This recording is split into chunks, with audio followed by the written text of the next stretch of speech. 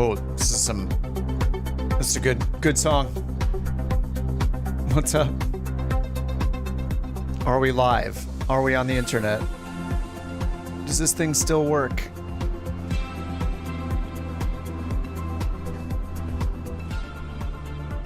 What's up, William? Can you fly with us? Yeah, we're on USA West. I started the traffic injection already. I'm actually curious to see if Beyond ATC is going to have any flights between these two airports. I mean, it has like a week's worth of a rolling week of. I don't know what's going on with the liveries either. What's up, Devin? Hey, Jack. And Ken and Blue Jay. This one right here, I think, is injected traffic. I don't know though. A 172 flying between these two airports over 400 miles. I'm not sure about that. Hey, Manny, what's up, dude? And I'm not sure if this one isn't. This one might be injected right here. Curious to see what we hear on the frequency. All right, it's been a week. I feel like I haven't flown in way too long, so I'm bound to make a million mistakes. I already have the flight plan loaded in. Airports are in the top right corner. We're leaving Iqaluit for Greenland, Kangerlussuaq or something. I'm gonna butcher all the pronunciations. And then I got Beyond ATC going with that flight plan already in there. Oh, I'm Couch 210 Zulu. I didn't change my call sign, so we got a randomized one.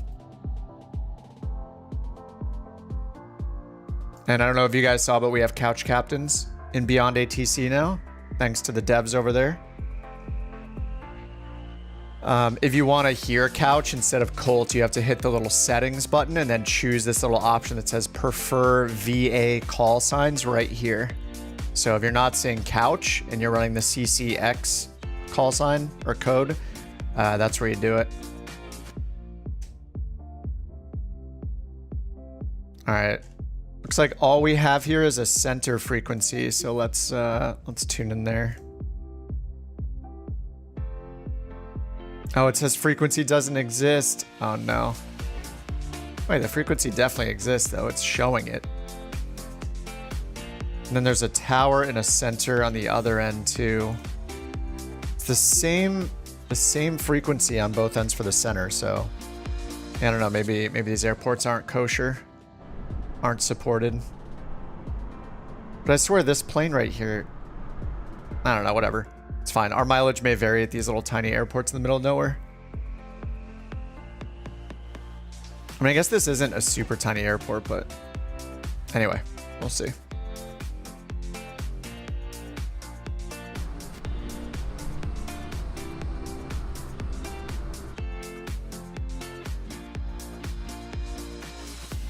Okay, I got Navigraph pulled up as well. I'm gonna re-import my flight plan real quick and regenerate it with New Sky. So we got a decent, this is like a 400-mile leg we have. Let me bring up the New Sky tour here. All right, around the world in 80 flights. Man, I feel like we've barely made a dent. I know a bunch of you guys have flown other ones, but yeah, we just barely made it from Chicago up here. Now we're gonna cross over into Greenland today. Maybe probably get to the east side of Greenland and maybe into Iceland if I'm feeling it. These are longer legs again. 485 miles for the first leg, then 339 and 336. Then finally we're at under 200 for the one after that. So I think we're gonna be in the biz jets for at least 3 legs. The next 3 legs will be in the business jets.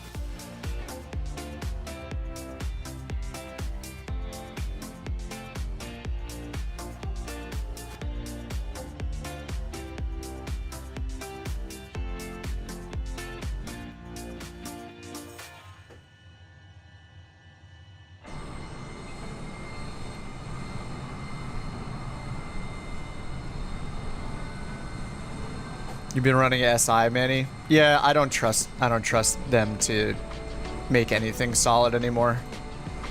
Beyond ATC, just to me, it's light and day the way they're developing the product.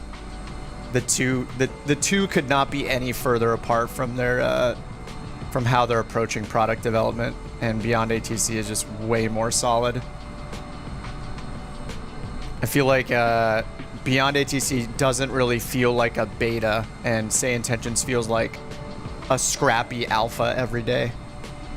Just, so I don't recommend it anymore.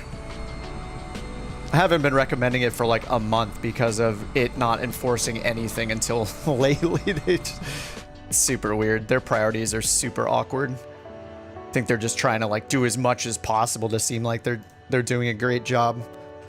Like, look, we're adding 1 billion things, all of which are pretty much broken. Whereas Beyond ATC is like, hey, we added one thing that you've all been waiting for, and look, it's pretty awesome right out the gate. It's just totally different methodologies. The co-captain feature, right? Yeah. I think I was complaining about that for like 3 months. What's up, Ninja? This is the Citation CJ4. We need some business jets the next few legs because it's just too long. I don't want to be in the air for like 3 hours, so the bugs are less. Yeah. I just I don't have any confidence in their development anymore. I haven't for a while.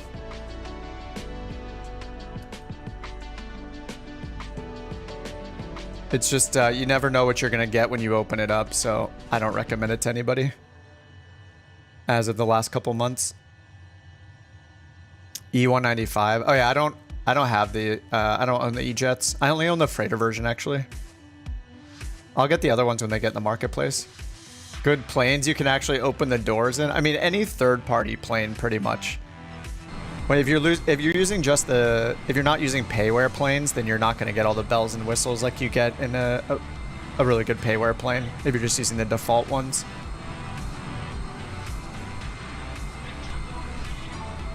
Yeah, I wish if this frequency was working, then it'd be a lot better. Let me check if maybe the frequency is just wrong in the database. No, it looks like it's right. There's also Quebec radio 123. It's just not listed in Beyond ATC. It's fine. It's a bonus if we get traffic on these more remote airports. And I don't know what I've done with the liveries. I just installed them, and now I'm getting, look, half of the livery is broken. I have no idea. No idea what's happening. GSX updated to include water and lavatory service. Wait, what? Really? I've had GSX uninstalled. Actually, it's not completely uninstalled. I just have the loading of it disabled. Like I removed it from the community folder because I think I crashed on one of the airports we went to loading in just because I think it might have been that last airport in the world tour that didn't exist in the sim but only existed because of Navigraph. Anyway, let's get this thing started up. Oh yeah, legacy controls. I was in the was I in the A321 last I flew, I think, the other day, off stream? All right, there we go. Let's get battery on. I already started the flight over here in New Sky, so we have got our flight plan ready to go. Okay, emergency lights arm, standby display. I'm gonna leave it off and then dispatch. Initialize position.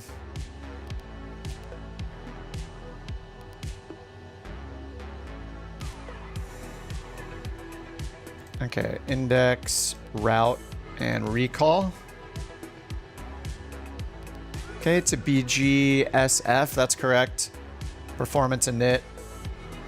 All right, I'm gonna have to set up the weights and balances here, I think. So we just wanna make sure that our takeoff weight is not above 17. Block fuel 3811. All right, 3846. And then the payload. 1252 for the payload.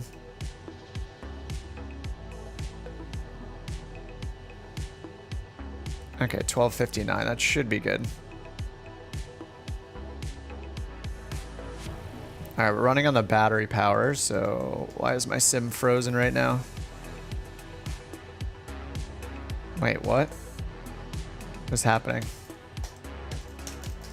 Why? What? My camera is frozen. What? What? Really? Why? What? What is going on? Oh yeah, good time for the new emote. Huh? Dude, what is... I don't get it. Look, I can click things. No, or I can't. My whole camera's just frozen. What? What is going on? Look, I can turn on keyboard mode.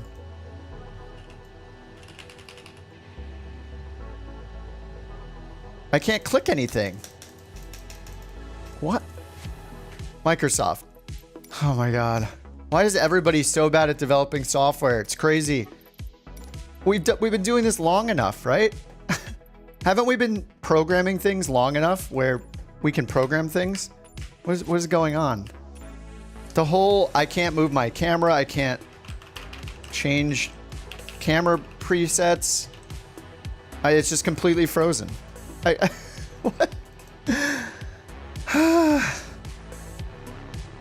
I don't get it. What is happening? This is such a... I take a week off, I come back, and this is what's happening? Like, I guess I'm restarting the flight. Good job, Microsoft. What is this, an alpha? This is insane.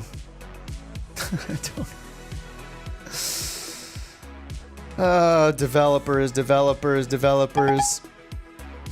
Apparently, all developers have problems. I don't know. What is going on? This is insane. A good start to the day. Yeah, I don't know if I've ever seen that happen. I could click things, but nothing was functional. The entire camera is frozen, just randomly, and I have to quit out. Like, what? Don't take days off, yeah. That is what I get. Hey.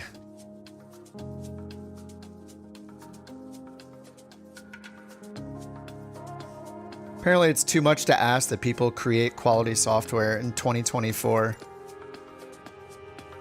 Wow, now suddenly it's working. I don't get it.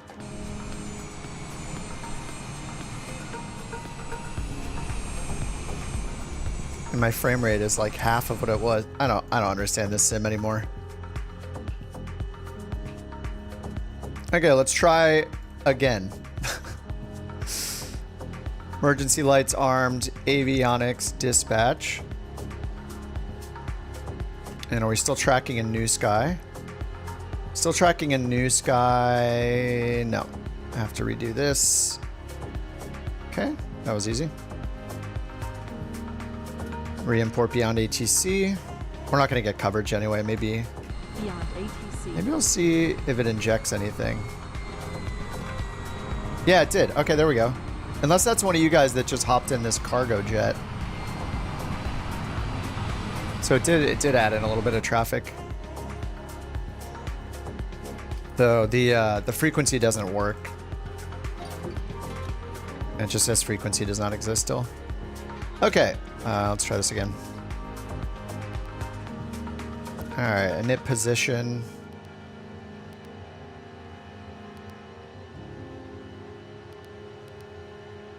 Okay, index, route menu, flight plan recall. Let's set the weight and balance again.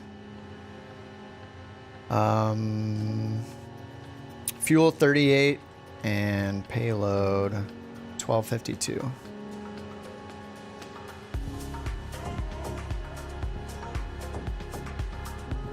Okay, that's set. All right, let me grab the route. It's probably just a few directs.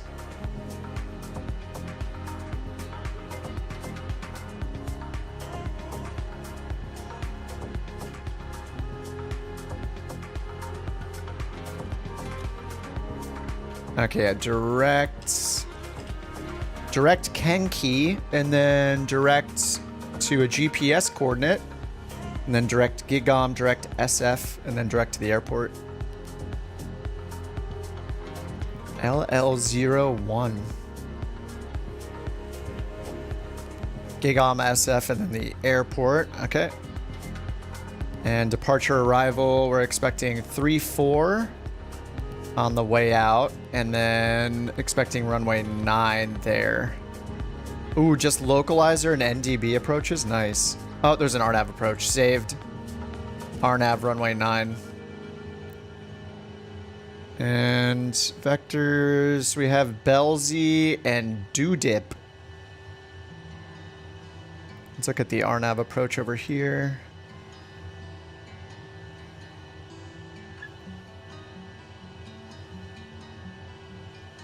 All right, runway 9er. Looks like Belzy is going to be better for us. Yeah, from the north. So we'll pick Belzy. I'll add that to our route over here.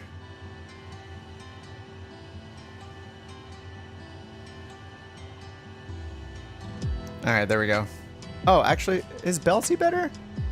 Oh no, Doodip I guess would be a little better. I mean, might just end up. Can we go to Kefop?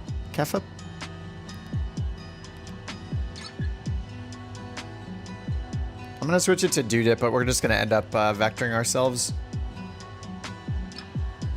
Probably just go direct to that midway point there. All right, before the batteries die, let me get the engine started. What's up, Cyber? All right, let's get the nav light on, and we need beacon on, and then we'll get the engine started. Engine 2 first.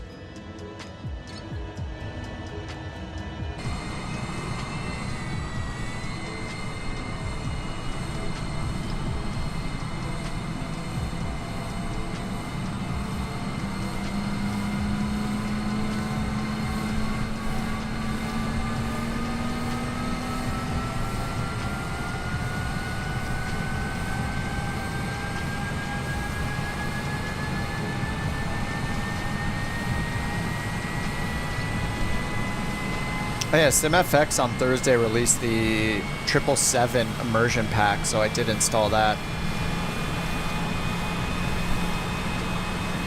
Even though I haven't been flying the 777. Someday.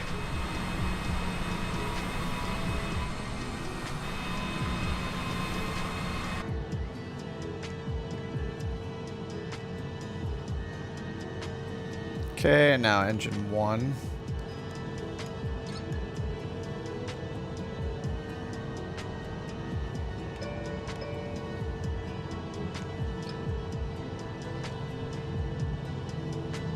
All right, performance init, takeoff. And we'll just get the winds from here because the ATIS we don't have an ATIS frequency. We'll just grab this. 350 at 16. Outside air temperature is 11. QNH 3015. And dry conditions. All right, we'll go flaps 15 takeoff and then send the V speeds up here. All right, both the engines look good, all stable. Let's get avionics on and climate control to normal. Okay, and it's still aligning. I guess I'll turn the standby display on. And then I'm gonna hit B 3015 for the altimeter.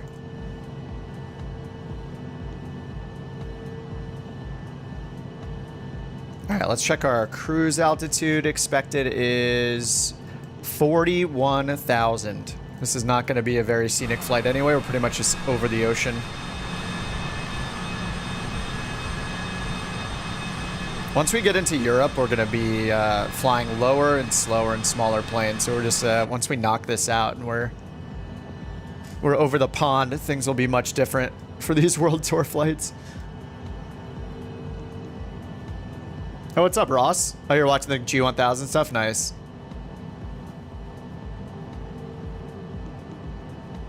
Hope they're helpful. Those videos are getting super dated. I mean, at least the G1000's not like getting any insane updates lately or anything. It's pretty complete. Okay, so we sent those legs here. And then we got takeoff performance already. VNAV setup, target speed for the climb is 240 as always. Why does it say no flight plan? What? What do you mean no flight plan? I just imported the whole thing. What is happening today? Well, it's gone. I don't understand. The process I use to start it up is exactly what we do normally. You take the avionics to dispatch, then once the engines are on and the generators are going, then you switched it to the on position, and it just lost the whole flight plan by doing that? Maybe new bug? I don't... What is going on today? It's one of those days where just everything... Suddenly everything is broken. Alright, let's redo the flight plan, I guess. Luckily there are no departure and arrival procedures, so I guess we'll just redo that. All right, here we go. Runway 34 on the way out.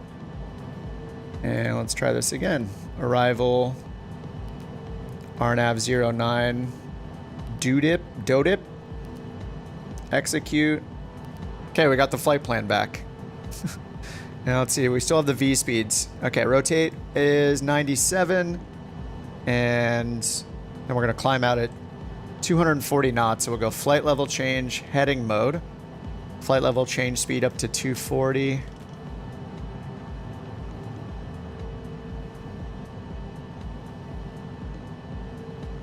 And then let's check the runway. Runway heading over here. All right, 34 is 341 on the heading. All right, 341 heading, flight level change. And then we don't have ATC because this frequency is not working. Maybe we'll get it in the air, but I'm just gonna set it to our cruise, 41,000. All right, flight level 410. What's up, Sean? Oh, the same happened to you, Concorde? Yeah, I don't understand. That's definitely the way you do it. I've done it a million times.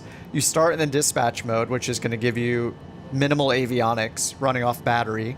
Once you get the engine started, you switch the avionics to on. And it just lost the entire flight plan when I did that. So, I guess don't put the flight plan in, maybe? Oh, will Flight Sim be available? 2024 be available on Steam? I don't know if they've said anything about Steam. It's in their best interest to release it on the same day, though, so I would just assume it's out on the 19th, just like the Microsoft Store version. Because they're going to want the marketing. They're going to want it featured by Valve on the Steam, you know, marketplace, all that stuff. And I think at the end of this month, we're expecting them to do a developer stream, right? For the first time, we're going to see some new stuff about Flight Sim 2024. I remember like a month or two ago, they said that they'd be giving us more information on the career mode in September. Okay, let's go flaps 15. Check our trims. Just gonna get our elevator trim in the middle there. Flaps 15, aileron and rudders are neutral.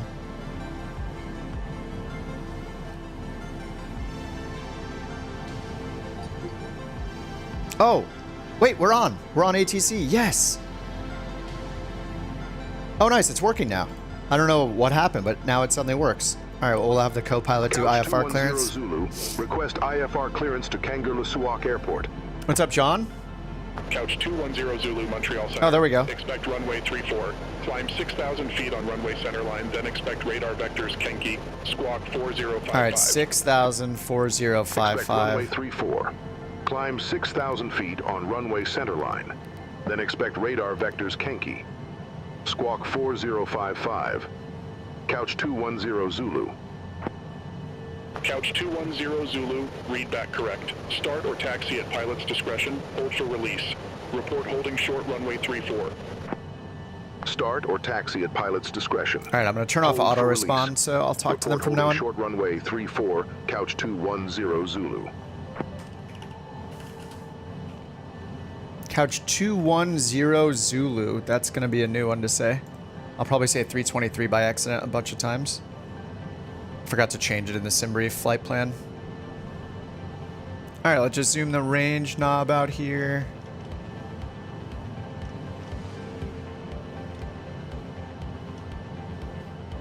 All right, and we're going to runway 34. All right, taxi light is on.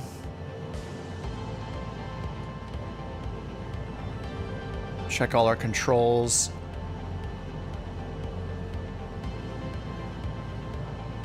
Autopilot. Autopilot. All right, parking brake is off. Let's go to runway 34, which is to our right. And then we'll call them up when we're at the threshold.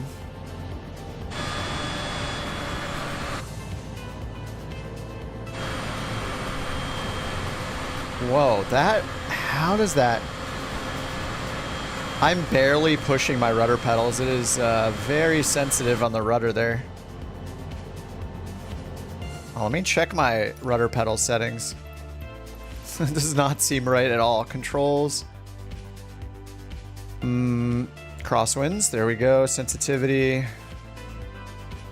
I mean, I have a little bit of a sensitivity curve, not very much. All right, that's fine, I guess. This just reacts very quickly.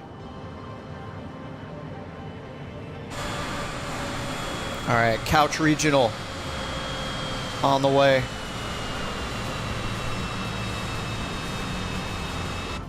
That's cool. We suddenly have ATC.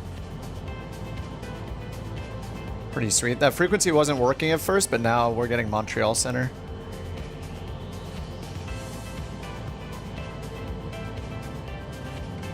I'm gonna turn the yaw damper off. It just turned on when I was testing the flight controls. Running in ultra settings today since we're at smaller airports.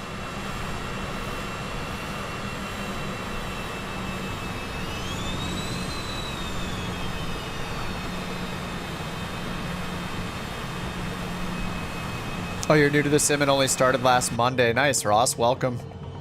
There's so much to learn and do in this sim. It's awesome.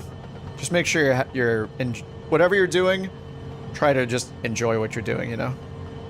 If you need to take a break from looking at charts to buzz a tower in a Super Hornet, you should do it. Or fly into space in the Halo Pelican or something, you know? Sometimes I need to just balance out the seriousness with just flying different things and not caring about the flight plan. Mostly do that stuff off stream though.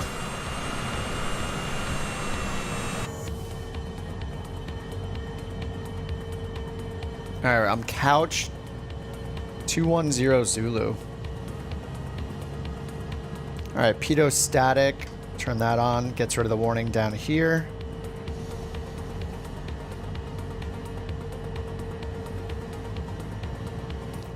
Alright, we got 3015 set for the altimeter. Alright, let's give him a call again. Let him know we're holding short. Montreal Center, Couch 210 Zulu, holding short, runway 34. Couch 210 Zulu, released for departure. Clearance void if not off by 2020 Zulu. If not off by 2020 Zulu, contact no later than 2030 Zulu. Time now 2000 Zulu. Frequency change approved. Alright, cleared for release, void if not off by 2020 Zulu, Couch 210 Zulu, and frequency change approved.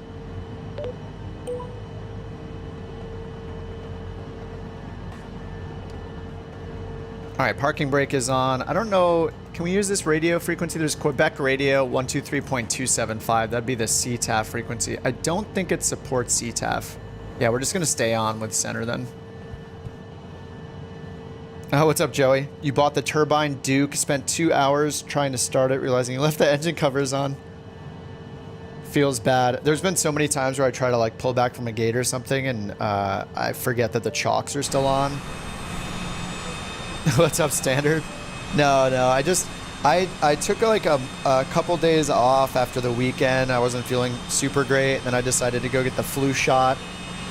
I got the flu shot on Wednesday, so today's day 3. It just like kind of hit me. The flu shot is kind of gnarly. Normally I have almost no reaction to a vaccine, but this one I just got super tired and I had like a dull headache for the last 2.5 days. But the headache's going away. I think jumping on the sim and the stream is actually helping a bit. Just kind of wake me up, snap me out of it. This is the CJ4. Yeah, it's in the base version of the sim. Citation CJ4. This is actually a really good plane if you want to fly airliners to start in because it's a lot faster to get going. The engine startup sequence is really easy, and it has this Collins Proline avionics, which is a little more similar to what you'll get in an airliner with kind of a CDU touchpad down here, like or not touchpad, but the you know, this old calculator looking thing, you know?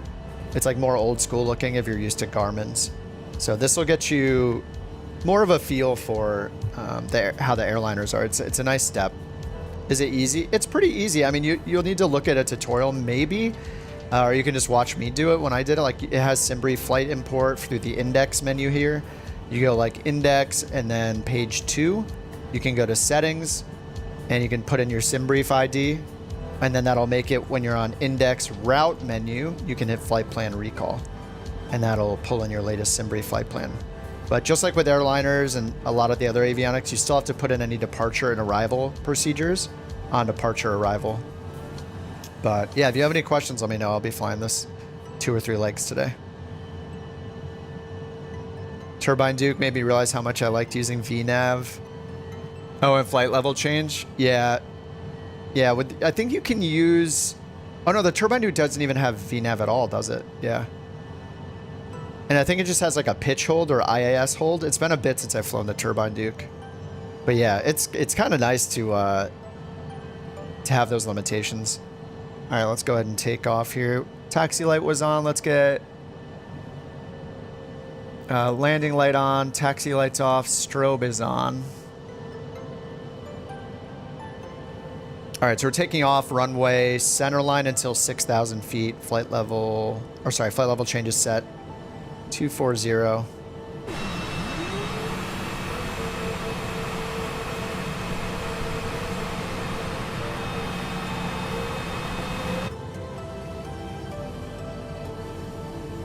We got a 400-mile route in front of us.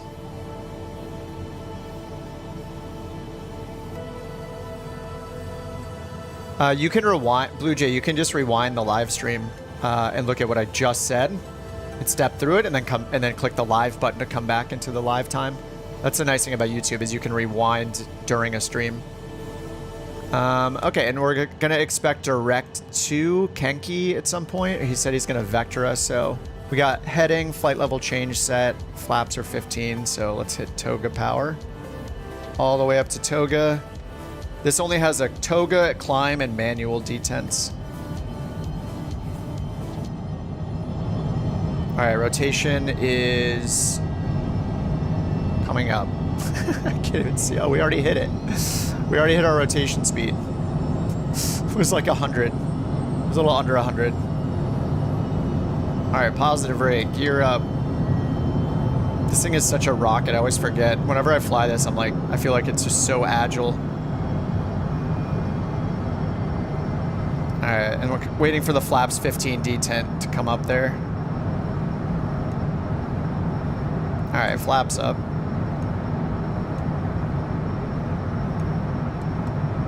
All right, let's move to the climb detent now. Climb detent is set. You can see that right here. Okay, autopilot on. Should turn the yaw damper on automatically. I think it's weird. You don't see the yaw damper enunciation on this thing. Just such a rocket ship. Montreal Center Couch 210 Zulu has departed. Couch 210 Zulu, I didn't get that. Montreal Center Couch 210 Zulu, 4,000 climbing 6,000 runway heading. Couch 210 Zulu, Montreal Center radar contact, climb to flight level 410. Climb to flight level 410, Couch 210 Zulu. Nice. All right, we'll take it. That is awesome, just straight up to 41,000.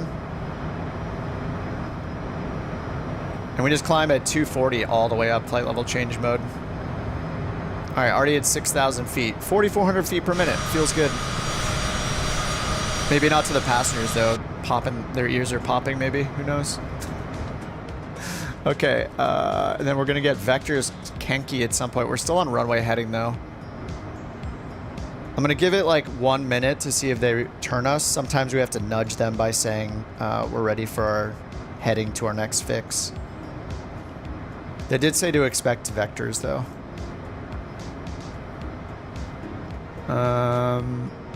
Yeah, expect radar vectors Kenki.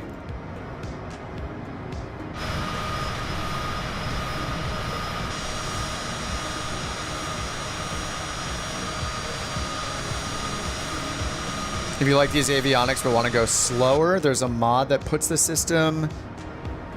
Oh, it puts the Collins Pro line into King Air? That's awesome. I think I've flown the King Air like 2 times in 4 years. All right, we're already over 10,000 feet. Landing lights, belts. Pitot is still on. All right, they're not vectoring us yet, so we're gonna ask for a new heading. Montreal, Couch 210 Zulu, request heading to next fix. Couch 210 Zulu, direct Kenki. Turn right, heading 090, climb to flight level 410. Direct Kenki, turn right 090, climb to flight level 410, Couch 210 Zulu. Nice. Okay, direct Kenki, so we'll do that. Kenki, execute. And then we'll hit nav mode. All right, we're making that right turn. Oh, LNAV's already starting. Direct Kenki. There we go, there's the right turn. 15,000 feet.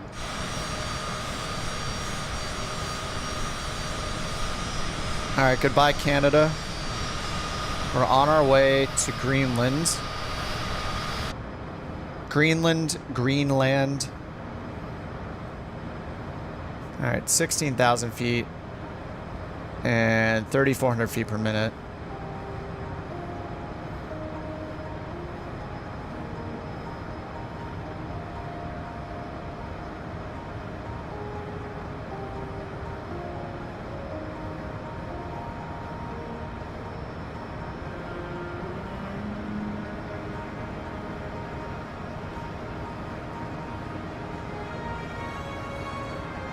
I got a cold brew today. Cold brew, splash of oat milk going in. Probably should have tried the maps mod. Yeah, I hate how like the maps mod looks great. Okay, here's standard altimeter. It looks great. Okay, this does have a pre-selector, nice. It's weird when you right click the barrow knob, it changes. Yeah, it shows 2992 standard, and then yeah, when you turn it after that, you have a pre-selector down here. Yeah, the maps mod is really nice. It's just one thing always leads to another, and as soon as I use the maps mod, then I'm like, okay, I see the line of terrain here. Now I have to up my terrain level of detail. And then then you notice it out here. Then you got to up it to like 300 or 400. And then you're like, okay, well now I'm approaching a big airport. So now I got to turn it down because my frames are going to crap, and I don't want to do this manually. So now I have to get the auto FPS mod. Now I have to mess with those settings all the time. It just becomes a thing. I'm holding out for Flight Sim 2024. I tried the map mod. It's very cool, but I just don't want to deal with tweaking settings all day. 2024 will save us all from everything. All problems will be solved.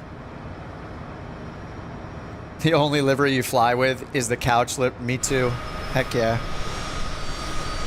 I don't know that I've flown with this one. I've flown with the black and gold one for the CJ4, but I dig this one. It's cool. The fade on the tail is neat.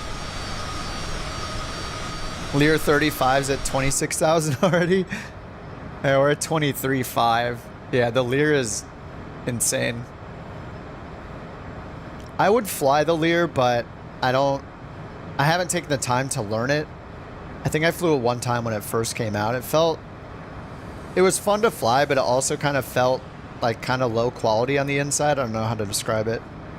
I think somebody the day it got released said that it was just like a straight up port from FSX and they didn't really update that much. But yeah, that thing is super fast.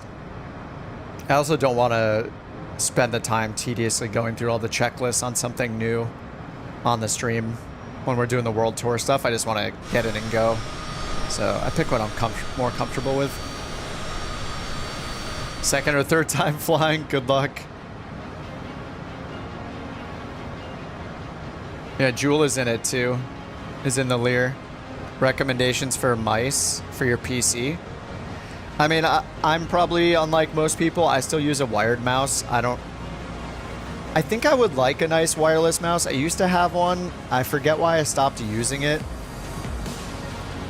But I use a Zowie gaming mouse, Z-O-W-I-E. It's just a simple, no driver required mouse by BenQ, B-E-N-Q. It's just called the Zowie, Z-O-W-I-E, so... I was using a Razer Naga for a bit, and then I was having a bunch of problems with the programmable buttons and had to use their Synapse software. And anything that, any mouse or keyboard that requires software running in the background, I just can't. I hate it. We've never needed it before. I don't need macros, like none of that stuff. I just need a simple like 5-button mouse or whatever, you know. So I really like the Zowie mice. They're solid. They come in a bunch of different sizes. There's ergonomic or symmetrical ones. When you change the DPI setting, it's just got two dedicated buttons on the bottom of it to change your DPI or your polling rate for the mouse. Like, it's just very solid.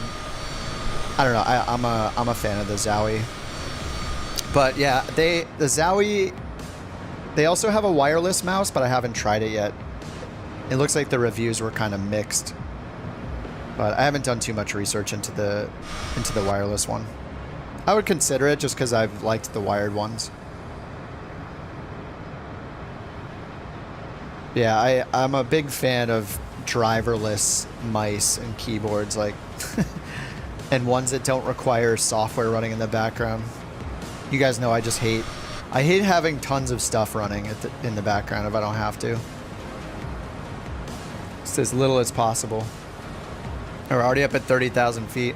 I wonder if we're going to hear any traffic on this route because there was a plane on the ground. We might hear one. We're flying I don't know how popular this route is in the real world, but we did see one plane get loaded in on the ground. Yeah, you're using a wired mouse as well. Yeah, batteries, drivers. Yeah, I mean, to be fair, like when I was using a wireless mouse for a bit, it was, the battery life was very good. I would use it for like 2 or 3 days in a row before it required me to plug it in.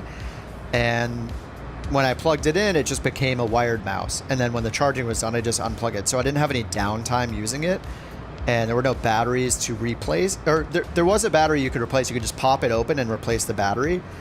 A little like square battery pack if you needed to. So that was nice too. I forget which one was it? Was it one of those Ponage mice? Ponage mouse? I think it was one of these Ponage mice, which are like, yeah, these things. It didn't look like this. It was just a regular white one. Zen Blade? I don't know. I think it was one of these ultra custom. I think it was this. Yeah, it was one of these. The wired Sim 2 maybe. It was just like one of these simple mice, and like you can get the cutout one that's a little lighter or not, but yeah, it was just basically this. And then you just unplug it. Like when it's plugged in, it's wired, and when it's unplugged, it's wireless. And on the inside, you could like open it up and change the battery, which was nice. So like, if you, yeah, I think I gave it to a friend or something, or gave it away. I was just over the wireless thing for some reason. I do think if you're just doing flight sim though, a wired mouse makes a lot of sense. Like a lot of people use yokes and stuff like that. It's really nice to just have one less cable to deal with if you don't care about the recharging. It's just total personal preference. What's up, newbie? Your headset doesn't work. Oh, with Beyond ATC? I would first double check start with the Windows settings and make sure that your microphone is working in general. It's not recognizing your speech. Wait, did you try the calibration? Like when you go into the settings, did you click this microphone speech recognition test button? Is that where it's not recognizing you? If it says it doesn't hear you at all, I would check your Windows settings first. So go into your sound settings and make sure when you're talking in your headset that it's picking up your voice. Make sure that the start with, does the headset even work? Is Windows recognizing it?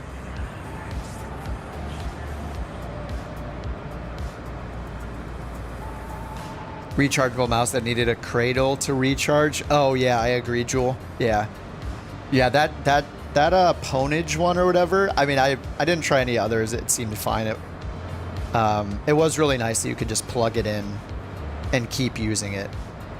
I don't know if you guys have ever used the Apple Magic Mouse, but Apple has a mouse that's very, very popular. You might not use Macs, but if you ever work in a technical field, a creative field, a development field, pretty much anybody doing any kind of creative work or like anybody creating apps, websites, pretty much everybody uses Macs in the creative professional world. Nobody uses PC. It's like, I'd say it's like 99 to 1 Apple. But anyway, the Apple mouse design is so stupid. They put the charging port on the bottom of the mouse. So there's, for a decade or whatever, there's been just photos of people like, well, guess I'm not working right now. I need to charge my wireless Apple mouse. So the mouse is laying on its side with a plug in the bottom of it. And you obviously can't use the mouse. It's like, great. What a wonderful design. Oh, forget to charge your mouse for a few days? Oh, guess you're not doing any work. It's such a stupid design. So I don't even use the Magic Mouse. When I'm using a Mac, I just use a different mouse, a non-Apple mouse.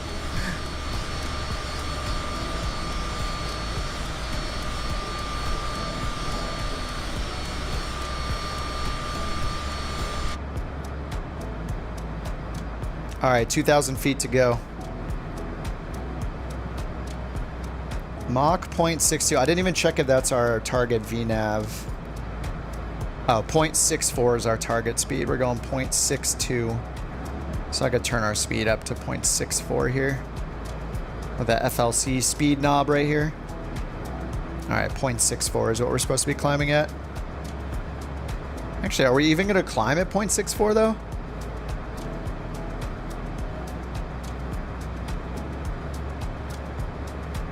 You synced your SimBrief account? You click on index, hit Control 3. That'll go down to the CDU. Click on index down here and then go to route menu. You said did you already go to page 2, index, next, page 2 here, settings, and put in your SimBrief ID? Once you do that, click index again, then route menu and flight plan recall. Index, route menu, flight plan recall. That'll pull it in. It will not pull in. I don't think it'll pull in SIDS or stars, just like airliners won't either. It'll pull in most stuff, but you're going to have to do click departure arrival is your next step if you're on the ground. Hit departure arrival, and then you'll go through here. You're going to go to departure, choose either your runway or your SID if you have a SID, otherwise just the runway. And then you'll hit execute after you choose it. And then go back to departure arrival index, then go to the arrival side, and then choose your arrival runway, approach, and all that. And then when you're done, hit execute, and that should have the whole flight plan in. And then you can go to legs. Well, you can either go to flight plan or to legs.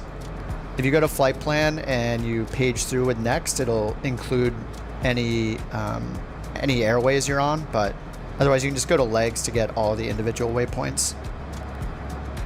I guess I'll clear this discontinuity.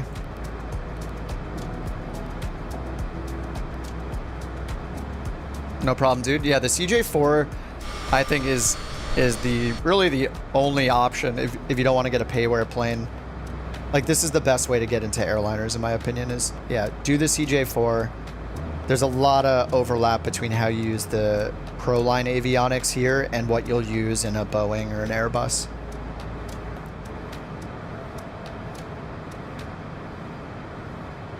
All right, we're at altitude capture, flight level 410. So now that we're up, we're finally going to need to move off the climb detent. And we're just going to go as fast as we can. 210 Zulu, contact Montreal Center 132.025. 132.025, couch 210 Zulu. All right, over to Montreal Center 132.025. Oh yeah, I forgot. I have it set to automatically change the frequency. So, though I think I'm pretty sure that the CJ4 can be flown single pilot. So realistically, we could just disable the co-pilot altogether. Montreal Center couch 210 Zulu, flight level 410. Couch 210 Zulu, Montreal Center, radar contact. Nice, radar contact. You love to hear radar contact.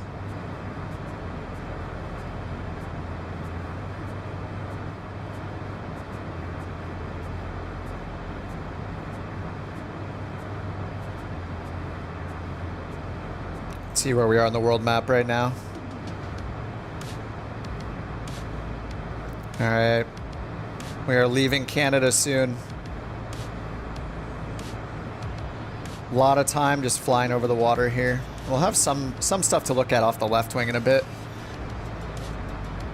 Oh, you gotta go, Ross? Okay, dude. Yeah, man, thanks for joining. Hope we'll see you in another one. Have a good weekend, man. Oh, it's Saturday, right? It's only Saturday at 1:20 p.m. It's the best feeling when it's like the beginning of the weekend.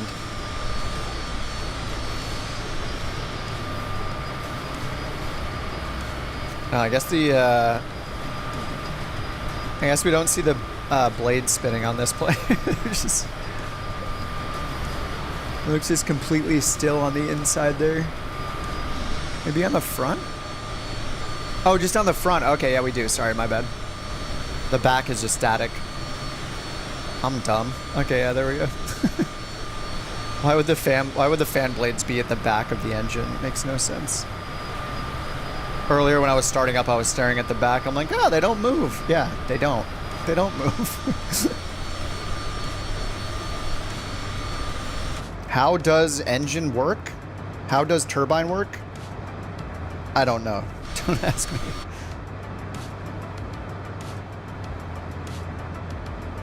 $4:30 p.m. Yeah, 1:25 p.m. here in California.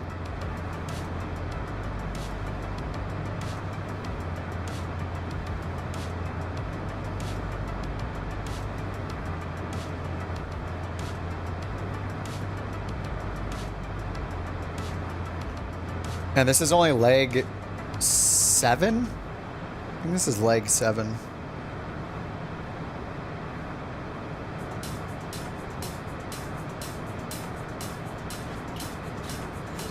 Yep, leg 7 to Kangerlussuaq Airport. And there are 3 stops in Greenland, so we have... Oh no, sorry, 2 stops in Greenland. 3 stops in Iceland, actually. There's a nice little short leg here.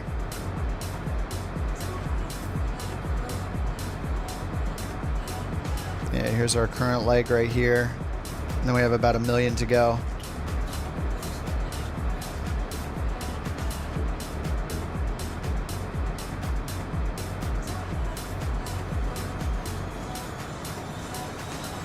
These are going to be some fun legs right here.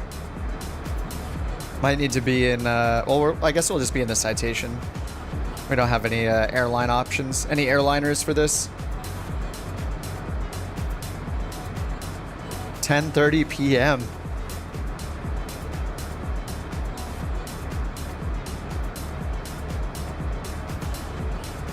Well, you've had longer to enjoy your weekend than us, so it all balances out.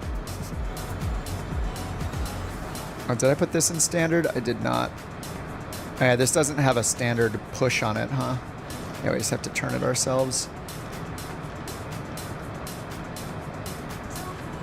All right, top of descent, 35 minutes, 260 nautical miles. If you guys are flying the CJ4 and you don't see the VNAV information here, you can turn this on using the computer, using the MCU or the CDU. Marvel Cinematic Universe. You just come down here and hit, I think it's this one, display menu. Yeah, hit display menu. And then here where it says window, you can hit this button to turn VNAV on. And then there's the side button. You can choose which side you're modifying the information for. So you can see if I turn these on, we can turn on high and low nav aids. So we see some nav aids on the map. And then the window, this is the off position. Here's on, just giving us the waypoints, but without VNAV information. And then if you go to the VNAV section, you see all this green VNAV info here. So once we get closer, the direct one here, this is if we started descending right now. I think we would just do 700 feet per minute, but as we wait for our top of climb and 250 miles, this will come up to like a 3-degree flight path angle for the descent. And then down here, it's showing our next VNAV restriction. So at DODIP, we have a 5,200 or above restriction. And if we go and look over at the approach here, we'll find that here at DODIP. There's DODIP 5,200 right on the map. So that's where it's getting that information from. Or we can verify it on the down here on our leg screen. So we go to legs and then hit next. You can see our VNAV altitudes all set up here. So this is how it's calculating when our top of descent is, because it knows we want to be at 5,200 or above here, and then eventually at this waypoint 2,600 before we land. VNAV, best nav. What's up, Blue Jay? After 2 months, New Sky finally connected. Wait, what do you mean? It wasn't finding your SIM? Did you happen to contact their dev on the Discord? Well, that's awesome. It's finally connecting. I wonder why it wasn't working. I don't even know if it has any requirements other than just installing New Sky. Oh, you were homesick all week? I mean, I basically feel like I was sick all week, even though all I did was get the vaccine. I just got the flu vaccine. I think I'm gonna be on a trip the end of the month for like 4 days. So, and I haven't had any vaccines for like 3 years. I don't think so. I'm just getting all boosted up before I go. I'm just paranoid about catching the flu or catching COVID. So I'm like, just give me all the shots, dude. But yeah, I got the flu shot on Wednesday. And I just had a headache the last like 2 days. Just been kind of tired, which is a normal a normal response to it. But normally I don't feel like anything. But you know, whatever, you roll the dice on how you're gonna feel with it each time. You got the flu without the vaccine. I think it was like, it must have been like 5 or 6 or maybe even more years ago. I got the flu really bad one year, and I couldn't believe how much the flu wrecked me one year. And I just got freaked out about getting the flu again after that. So I try to get the shot whenever I can. I do not want to deal with how bad I felt. Knock on wood, I haven't had COVID since it made its debut. I had the Delta variant after the Moderna vaccine, I think. Yeah, I got the 2-shot vaccine, and I caught Delta after the vaccine. And I was just on the couch sweating, like drenched in sweat for like 4 or 5 days straight with like 101, 102 degree fever, and I was fatigued for like 3 months. And at the time, like I was working out a lot, and I still felt like, yeah, I just did not feel good. It was crap. I was like, no, I don't want anything close to this ever again. And that was after two shots. It's just not, it's not worth it, dude. If you have it without the vaccine and then have it with the vaccine, it's like, dude, it's bad enough with the vaccine. Can't imagine without it. It's like, no thanks. If you wanna suffer more, I guess that's a choice, but not for me. No thanks. I'm gonna train my body in advance. Sounds good to me. But I've had a bunch of friends and people I know online getting it recently. People I work with getting it recently. And nobody talks about the surges anymore. Everyone's just like, whatever. You can look it up still. You can like look up when there are surges. There's like, it's just, yeah. I do not want to deal with it.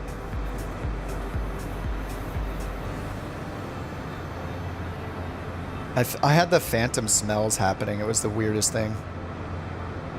Some people like lost their sense of smell. I had the weird one where I would smell things that weren't there. And I don't know what like rotting smells like really. It was the most rancid smell I've ever smelled in my life. And that happened for like a good month. I would just have these random whiffs of the most horrid smells ever. And nothing would be smelling. It was just my brain. It's like so weird.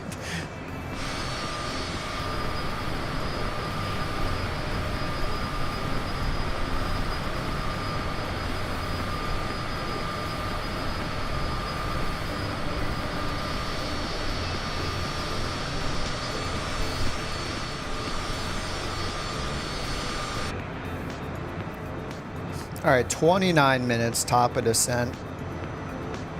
28 minutes. And, I'm still in the climb detent. Whoops. I didn't even pull it back into the cruise detent. There we go, now we're in the cruise detent. Probably wasted a ton of fuel. And actually, if we look at...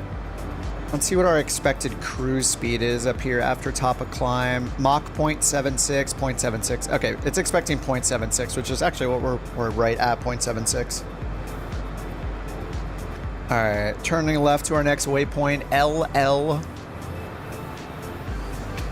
What is it? LL02. All right, 122 miles to the next waypoint. We beat Osprey? Yeah, man, we were grinding for like 2 or 3 weeks to do that. The gap is getting smaller now.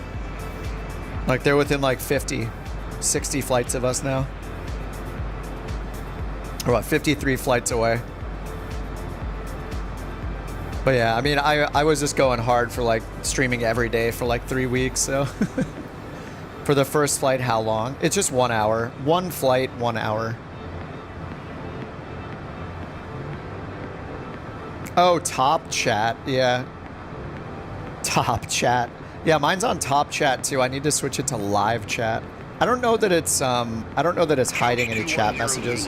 Contact Edmonton Center 133.4. Have a good day. 133.4. You too, Couch. 210 Zulu. All right, 1334. All right, Edmonton Center. Edmonton Center, good evening. Couch 210 Zulu, flight level 410. Couch 210 Zulu, Edmonton Center, radar contact. All right, slowed down quite a bit. I'm Mach 0.74 now. Okay, I've moved it up as far as I can move it. The very tippity top of the cruise detent without going into the climb detent. I don't think we're going to get to 0.76 again, though. You're going 0.84, TJ? Wait, are you in the Lear? Oh, you're in the longitude. Yeah. The longitude is faster, holds more people.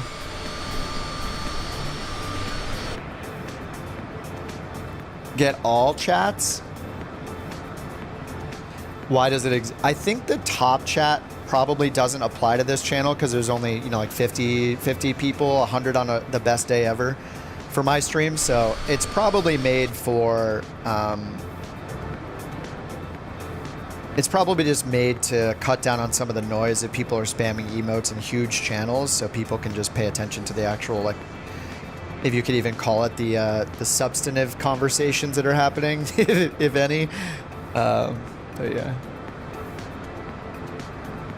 I mean, it must exist for a reason, but yeah, I don't know that there's even a difference.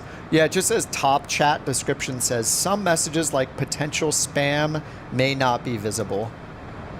So by default, it protects people from seeing spam, I guess. And then, if you're a mod or something, maybe you want to turn on all or live chat so you can see the spam. But You know, we very rarely get a bunch of random spam here. The only time there's spam is on the YouTube Shorts stream, which I don't have running right now.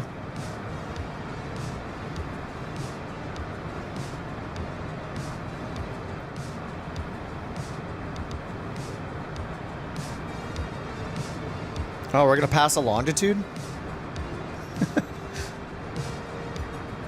Someone's slowing down for us. Make us feel fast.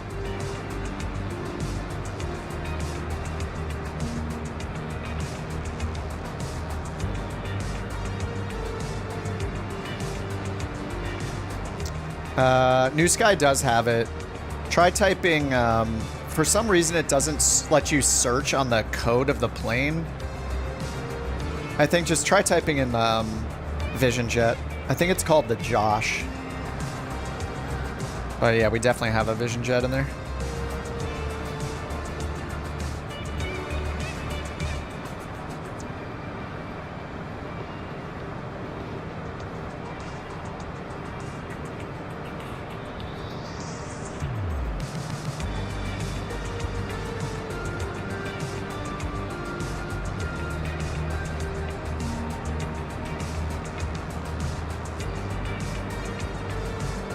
Can't find it. It's definitely in there. We fly it every day. Since I already have a flight booked, I don't think I can look at... Oh, maybe I can look at it myself. Can I book a second flight?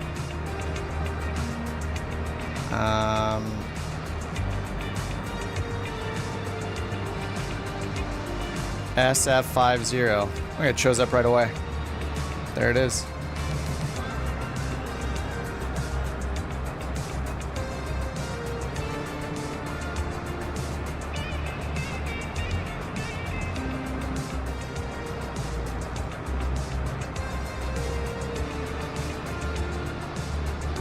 Oh, you're on New Sky Academy. Oh. Oh, yeah, yeah. They don't have it in their fleet, maybe.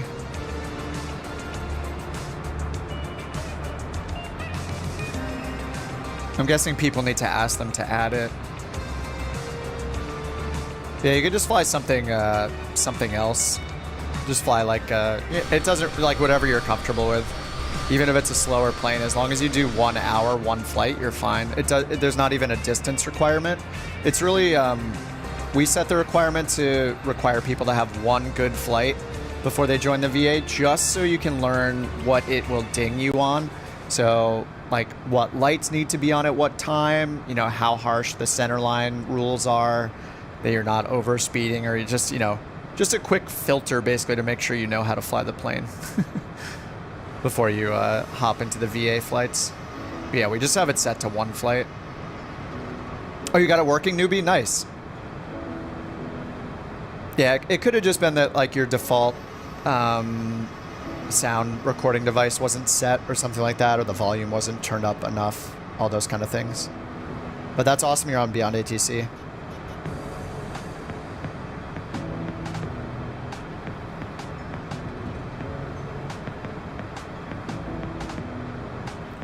I'm actually surprised we ended up picking up a frequency here. I wonder if they're listening and they just fixed it on the fly.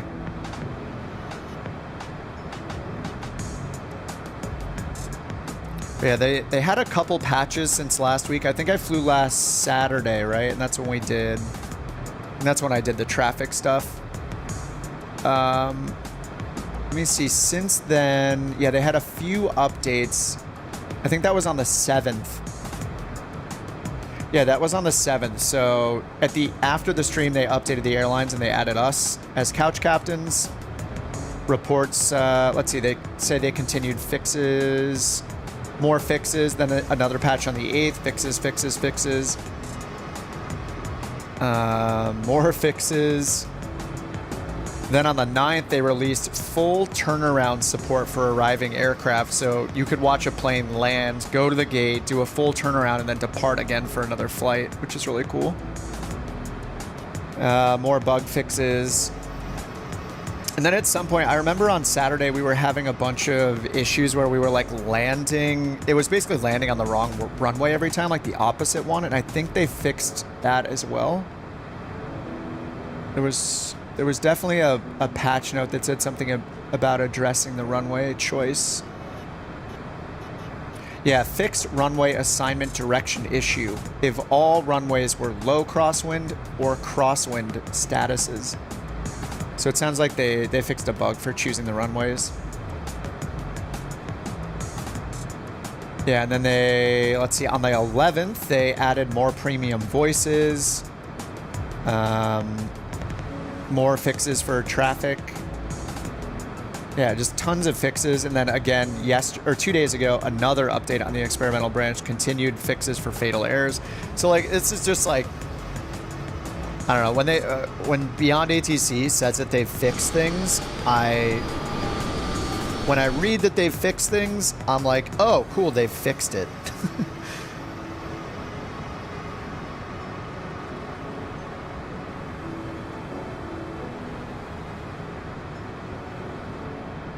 Instead of thinking, I wonder if it's actually fixed, and then you try it and it's not fixed 90% of the time.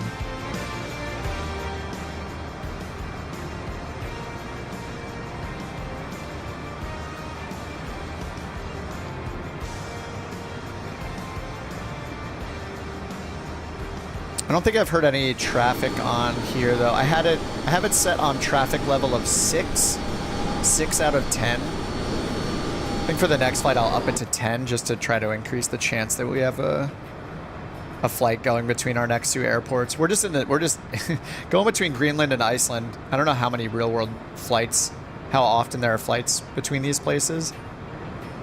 And it matters what time you're flying too, so. We did see one on the ground when we were leaving Iqaluit.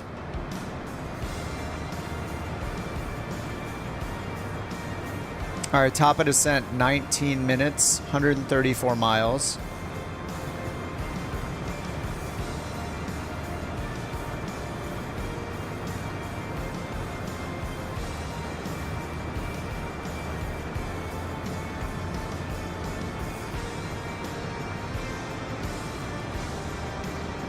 Forget how to step through this. Is it index Prague?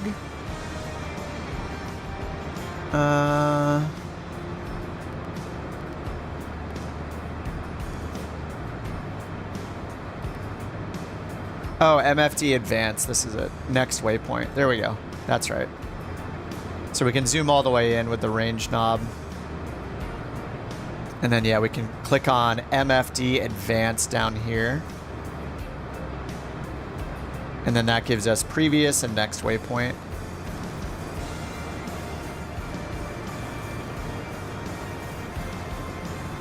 And we go to SF and then we turn around to DODIP. I should remove SF then because it's right on the airport. That's not very useful. And that's going to extend our track miles. So our top of descent is actually sooner than 18 minutes. So I'm going to clear SF and execute again. Okay, now it's down to 16 minutes till top of descent. We should just go direct key fob instead. Like there's not, I guess we get the altitude restriction here, but then we're just going to do this left turn and then a right turn. They might clear us direct, like they might give us this approach, so we'll see. Anyway, 16 minutes till top of descent. So we're almost at 100 miles till top of descent, so we'll do our approach planning soon. Our descent and approach. I'm going to hit previous waypoint until we're all the way back and then switch this back. Let's see, index Prague. And then we're going to go to performance and do the approach performance. So we'll enter in the info here. And let's zoom it back out.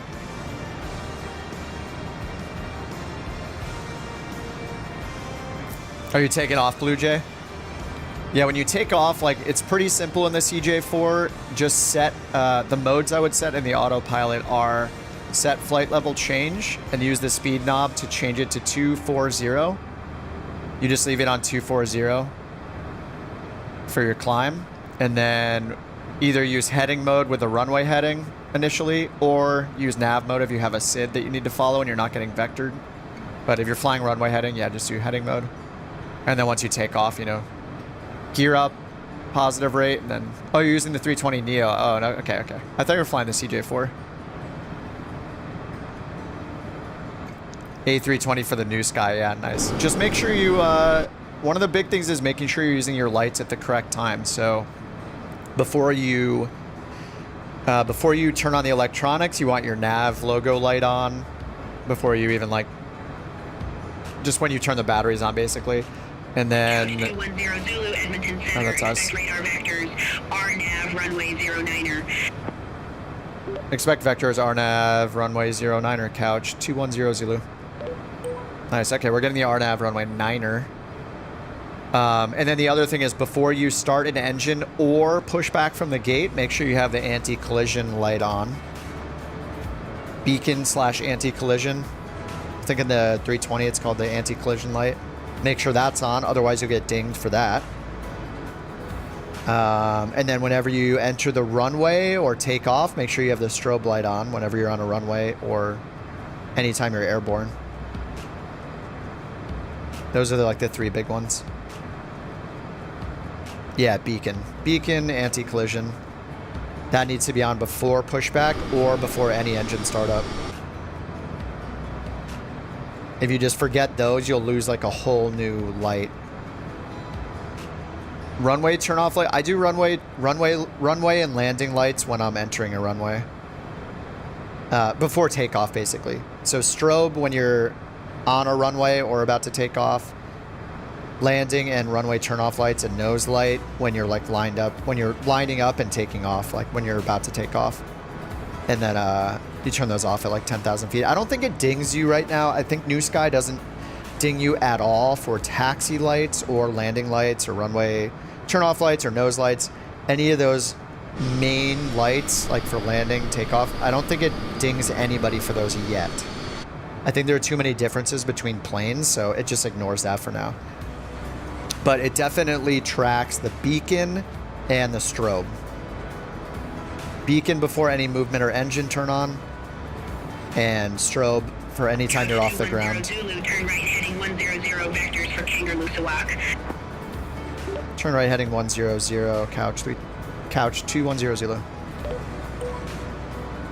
All right, heading mode, right turn 100. All right, they're gonna vector us. Top of descent in 12 minutes. Kangaroo-Sawak. Couch 210 Zulu, radar vectors, RNAV, runway 09er. Report ready for descent. All right, vectors, RNAV, runway 09er. We will report when ready for descent. Couch 210 Zulu. Couch 210 Zulu, flight present heading, descend to flight level 110, Kangaroo-Sawak Airport landing, runway 09er. Present heading, descend, flight level 110, and landing runway 9er, couch 210 Zulu. All right, they let us start our descent, I guess. All right, if we start descending now, it's not even a 2-degree angle of descent at 1,400 feet per minute, but why not? They said to descend, so vertical speed, 1,400 feet per minute. Just following what's on the VNAV profile right here. And then because there's no auto throttle in the CJ4, we'll just watch our airspeed as we descend. Kangaroo-Sawak? Does the strobe stay on until you touch down? Yeah, if you have an auto setting for strobe, I usually just use the auto setting, which will turn the strobe on when you leave the ground and turn it off when you land. I think you're supposed to have the strobe on whenever you're on a runway or crossing it, but again, I don't think it enforces that. I've used the auto setting quite a lot, and it's worked just fine. So it's up to you. You can just turn them on when you're entering the runway, or keep it on auto. 120.3, couch 210 Zulu. Man, who is this? Iqaluit,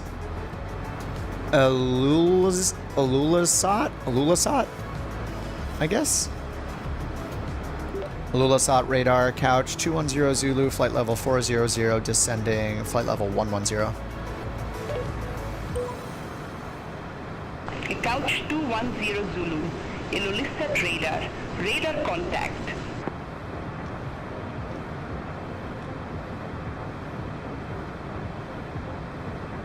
All right, radar contact. Still 1400 for our VNAV profile. I'm just going to go a little bit faster. We'll just go 1500 instead.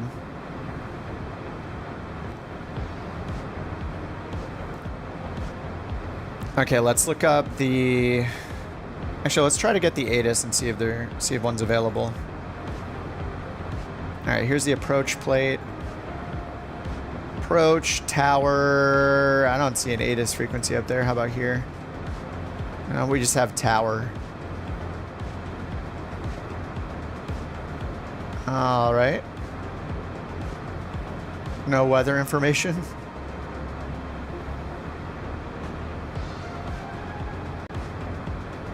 Airport weather. There we go. Marginal VFR right now, according to Navigraph.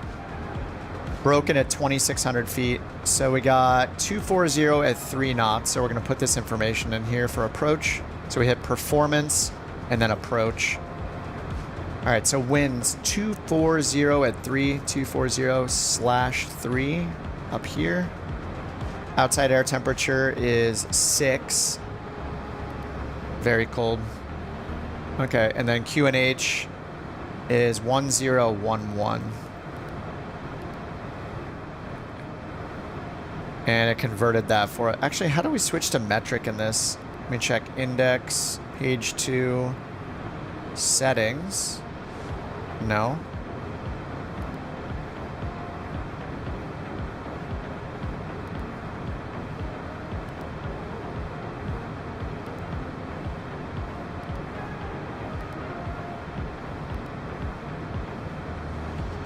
It's probably in one of these menus. I don't know that I've ever changed it in this. We go to like lower or upper menu, map symbols, upper menu. No. Let's try upper menu over here. We got references, config. We probably go down here into config. There we go, metric altitude. Metric altimeter, or metric altimeter on. Oh, that's meters. Oh, that's just our meters display. Whoops. Oh yeah, pressure. There we go. HPA. Okay, there we go. HPA. So PFD menu, and then you have to use the outer knob up here to move down to config, and then right click to go into config, and then you choose it with the outer, and then change the setting with the inner, and then hit PFD menu to a couple times to get rid of it. All right, 1013. It should be 1011 in the pre-selector. Let's see if that updated down here. Let me leave performance and come back in. It still converts it to inches down here, I guess. That's fine. All right, so then on performance approach, we got the winds in, and I think the runway, I think it's dry, right? Yeah, no reports of rain. It's just broken. High visibility. And broken at 2,600, broken at 6,500. So we're going to go to page 2 here, and anti-ice. You know, I think we should have anti-ice on at 6 degrees. And we're going to be going through clouds, so we'll use the wing engine anti-ice on the way in. And then we'll send these over. Okay, they're sent. So we got our VREF 98, V approach 104. What's up, hobbyists? Anyway, I know to have taxi lights and lights in general to be brighter. The only thing I think you can do is download a mod. I have one called like Realistic Lights.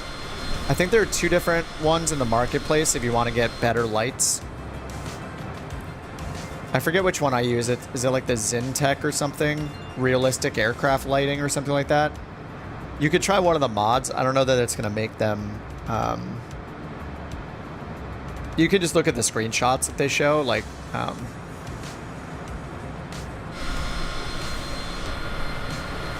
Yeah, I don't. We might get some big changes when Flight Sim 2024 comes out because they're doing ray tracing and like a whole new lighting model in Flight Sim 2024. So if you want to save your money, you could wait until then instead of buying a mod. But if you have some money to spend and you want to try one of the light mods, you could do that on the marketplace.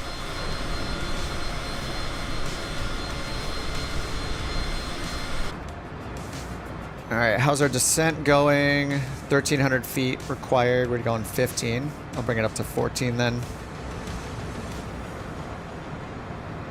And bottom of descent, 27, or top of descent keeps moving, I guess. There's our bottom of descent.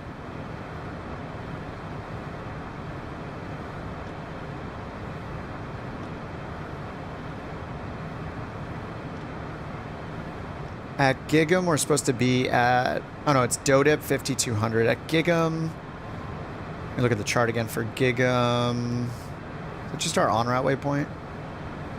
Yeah, okay. So we're going Gig'em, then Dodip. Dodip's 5,200.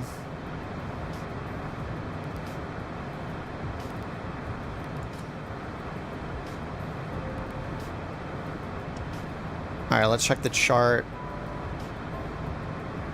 So they said to expect vectors for the RMP approach. This is an LNAV VNAV approach.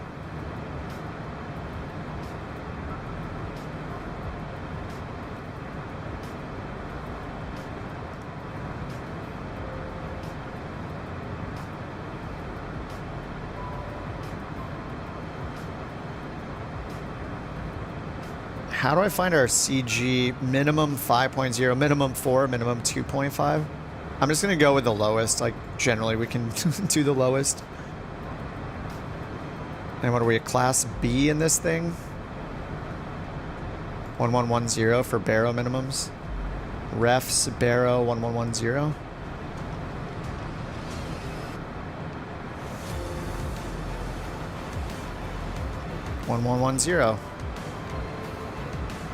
All right, minimums are set. We got the altimeter and the pre-selector. 2 months and 1 week away from the launch. Oh yeah, how many days until November 19th? Days until November 19th. 66 days.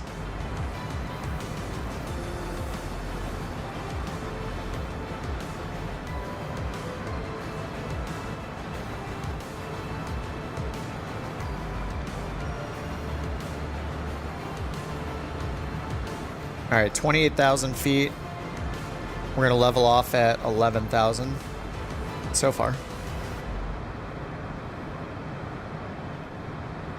They just have us on this heading of 110.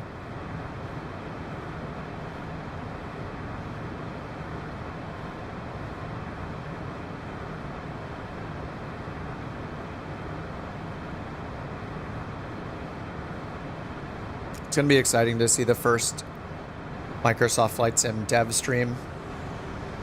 Hopefully they give us a bunch of juicy details. I will be completely shocked if the career mode is anything more than a bunch of mission packs. Like a bunch of Mavericks, a bunch of Dune expansions. I'm expecting it to be like 10 Dune expansions, one covering each of the careers. With like a finite set of missions, like 10 missions or whatever in each one or something. Or maybe 20, I don't know.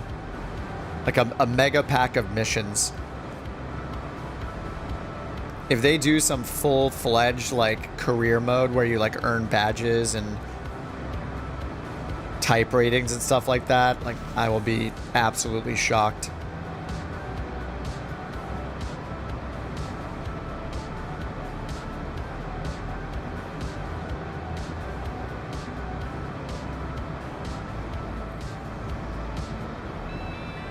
Alright, giving it some more speed.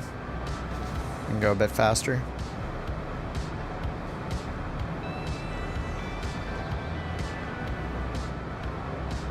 Alright, so for the approach, we got the minimums in. It is, oh, it's kind of a steep angle.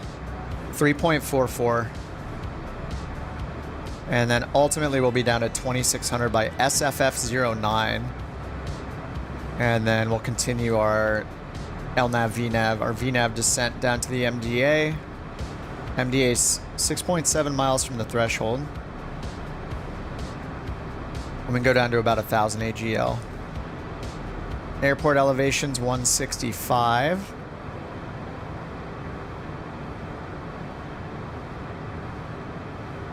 It's got 133 in for it here.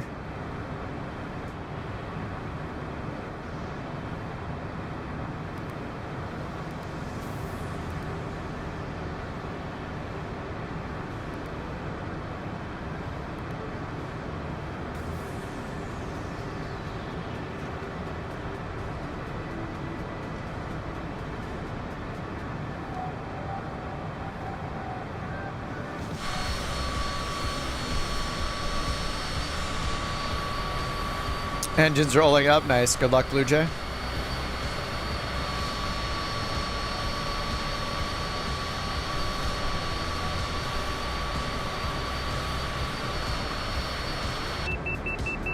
Oh no, I'm overspeeding. Bad pilot.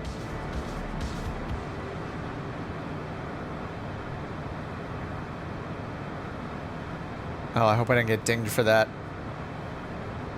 Flaps down on the taxiway? You mean configuring it for takeoff? I do that after I start the engines. Generally, you do the pushback, do the engine start up. Once the engines are fully started up, you turn the APU off because the engine generators, your primary generators, will take over for the APU, that's supplying your electricity in the engine, the air pressure for the engine startup, and then once both the engines are started, I set the whole thing up for takeoff. So flaps, trim, and we already have the flight plan in because we do that before we even push back. After then, it's just lights until you get to take off, and then yeah, I do the flap configuration right after both the engines are started, before the taxi.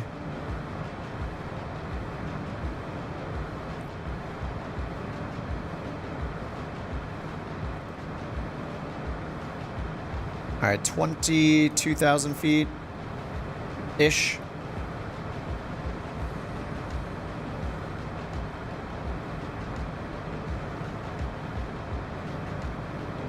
And then it looks like we have an approach Sondrastrom approach, and then Sondrastrom Tower.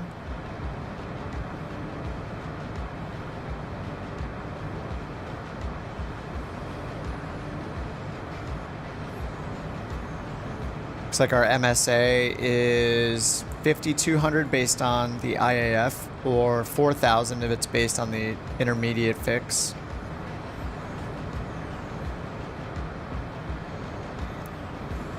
This looks like it's going to be a fun approach. We're going to have mountains like all around us flying over the water. This is going to be pretty cool. So the peaks all around us look like they're about 2,000, and then over here we got a 2,300 peak. And the go around is we just climb straight ahead. We'll have some terrain to our left, climb straight ahead, and then up to 2,500 feet, and then we'll turn left.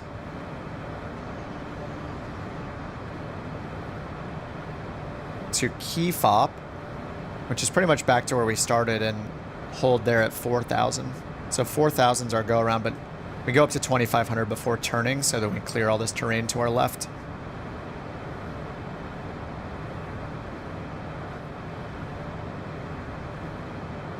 All right, what's our outside air temp right now?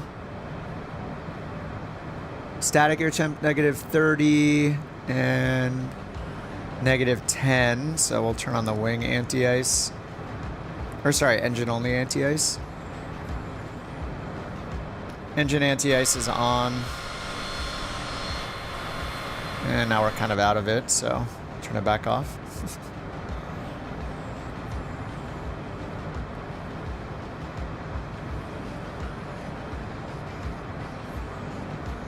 Ooh, we got some turbulence.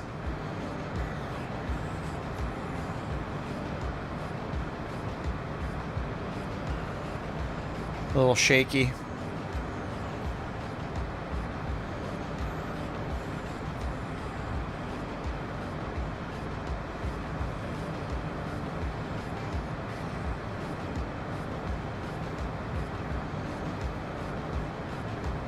That almost looked like icing on the windshield, but it's just the way the mountains are. All right, over to local pressure. 1011 and under 18,000 feet.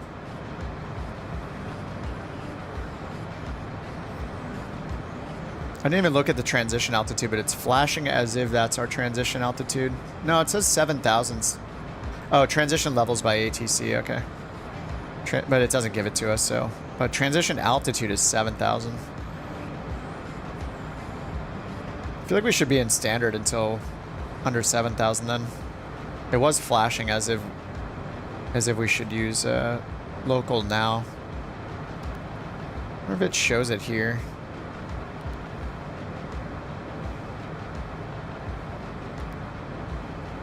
No, I don't think so.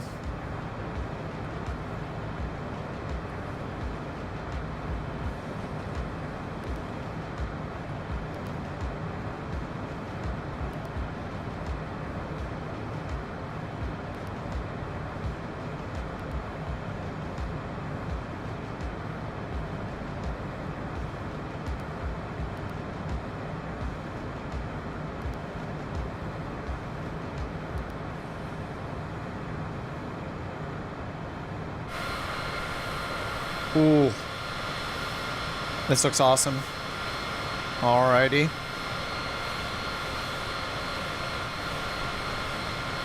It's a little scary. All the peaks covered by clouds. Peaks peeking through the clouds. This is fun. Let's see, we're still 80 miles away from the airport. I'm gonna make our descent here a little more shallow. 10 Zulu, turn left, heading 085 vectors for the approach. Left turn heading 085, couch 210 Zulu. Alright, let's watch our speed here. Pull it back just a little bit.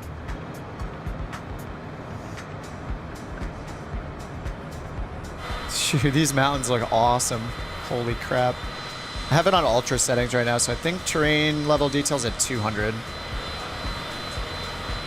Yeah, these look so good though. The detail.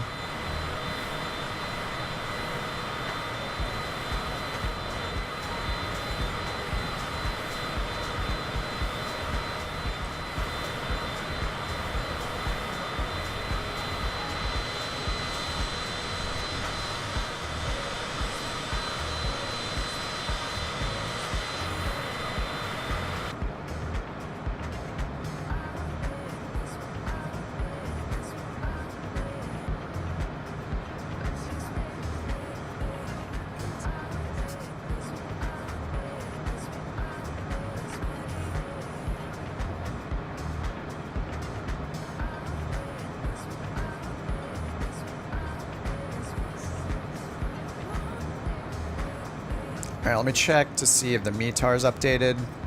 I don't know, 20 minutes ago is real world.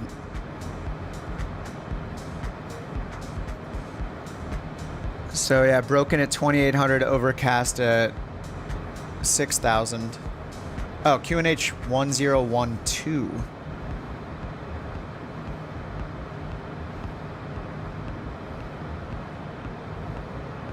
Alright, let's put in 1012 down here. Temperature, winds are 230 at 4 now. I guess it did update. And temperature's 5. And 230 at 4. 230/4. Okay, next, and then we'll just resend these just in case. Anti-ice on.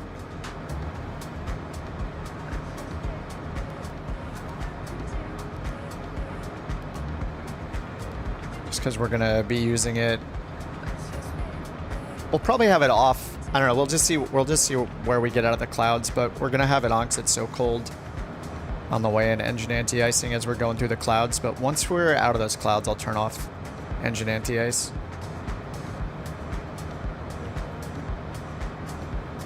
Since we should have a good 1,000 feet between where we get out of the clouds and our minimums for the approach.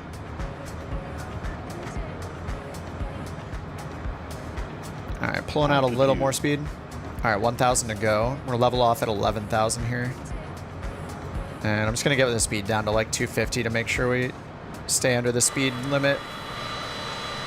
10,000 feet speed limit. These mountains look awesome. Just like super high detail.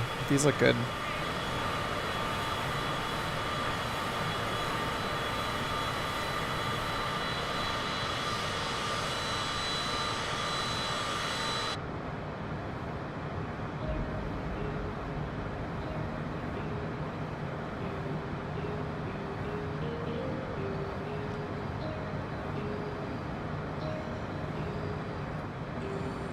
All right, so they're gonna vector us. Just we need to turn. We're actually headed like pretty much straight for this Kefop waypoint. I'm just gonna do direct to Kefop now. Execute. We're still in heading mode, but I'm doing that just to clean it up. And then our VNav is gonna be more accurate. It says our top of descent's in 5 minutes, and we'll need to descend at 2,900 feet per minute. So it'd be good to get a descent sooner. But we have all this terrain here. 10,000 you turn off. Yeah, 10,000 I turn off all my nose light, runway turn off lights. I turn off the nose and runway turn off lights like shortly after taking off. Once I get my first vector, I make my first direct to. And then I turn off the regular landing lights and retract them when I'm nearing 10,000.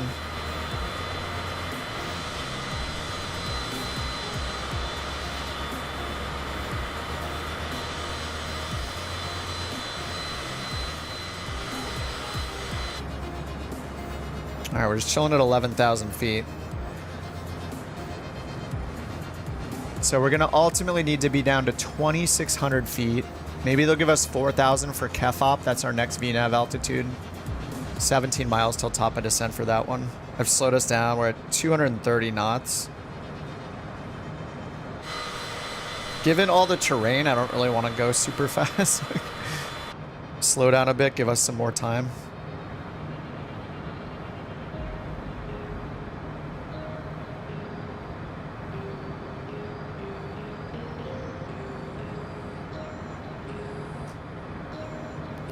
All right, then our approach speed, final approach speed 103.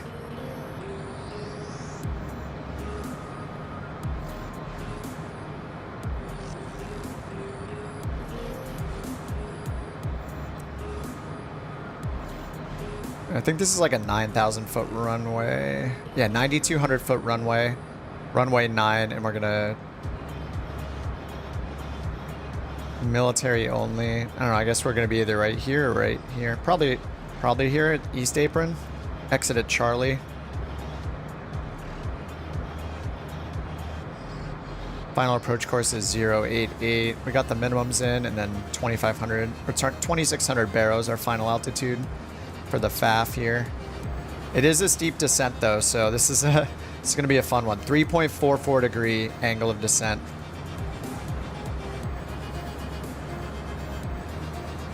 All right, 11 miles for our top of descent.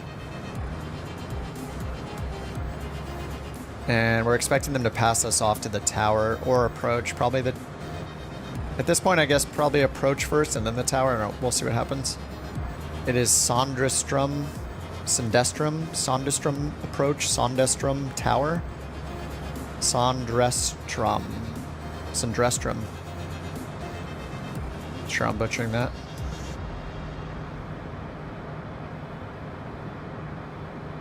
And then with the winds 230 at 4 is going to give us a little bit of a tailwind. But it's possible that they don't land on the other runway, the other direction, because of that terrain. I'm not sure.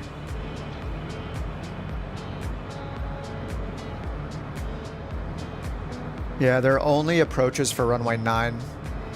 And then it looks like there's some circling approaches. Yeah, there's a circle to land here.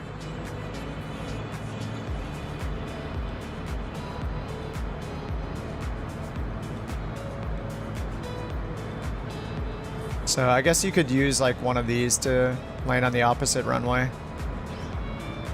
But yeah, all the instrument approaches are for runway 9.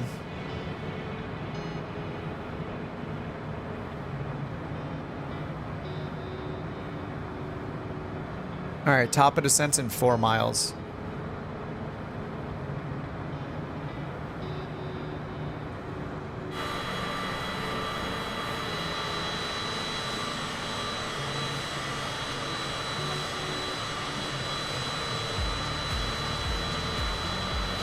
Couch 210 Zulu, turn left, heading 055.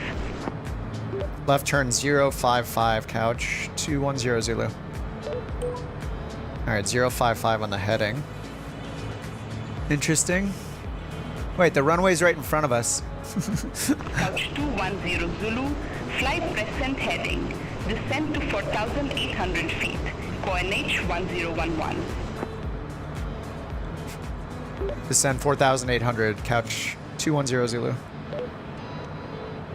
Negative, QNH 1011. QNH 1011, couch 210 Zulu.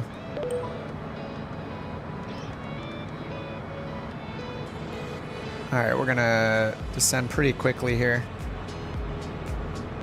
Pull back a lot of power. This is gonna be a steep descent. I don't understand the vector. They vectored us away from the runway. We were going like right at the runway. All right, 10,000 feet. Let's get the belts on, landing lights on.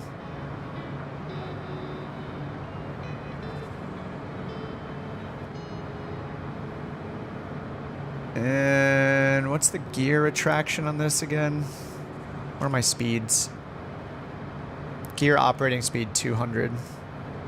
Couch 210 Zulu, contacts on restroom, approach 126, decimal 2. 126.2, couch 210 Zulucia. It's AI, it's beyond ATC.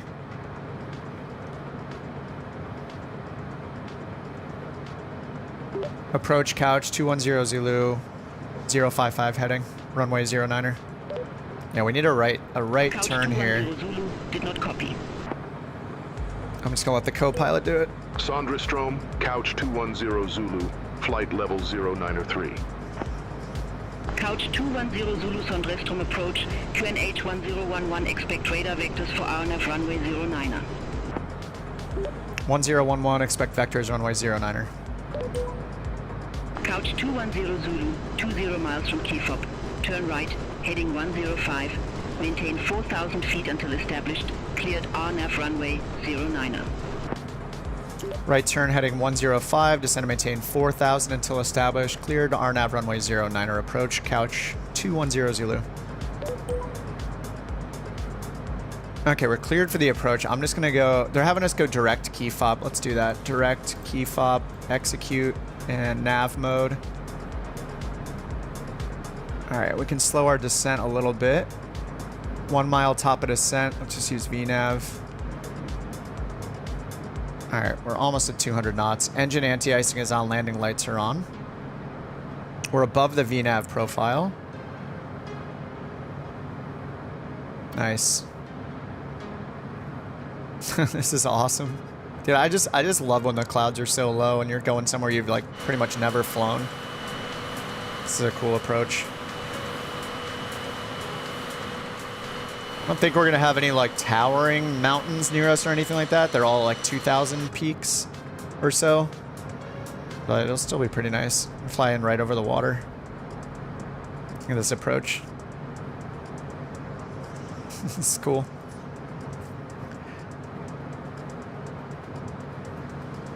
All right, I'm gonna slow our rate of descent so we catch up to the VNAV profile, and we're at 197 knots, in range to put gear and flaps 1 down.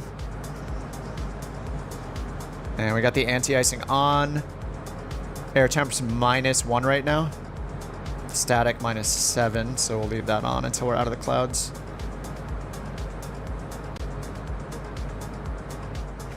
That's so cool.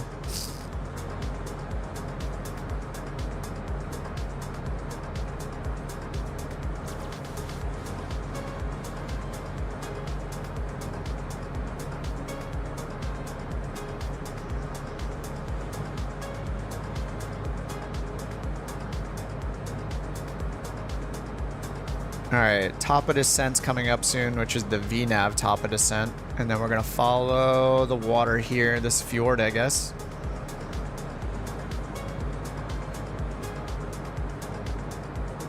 Just slowing our rate of descent more just so we can catch up to the VNAV profile that's above us right now.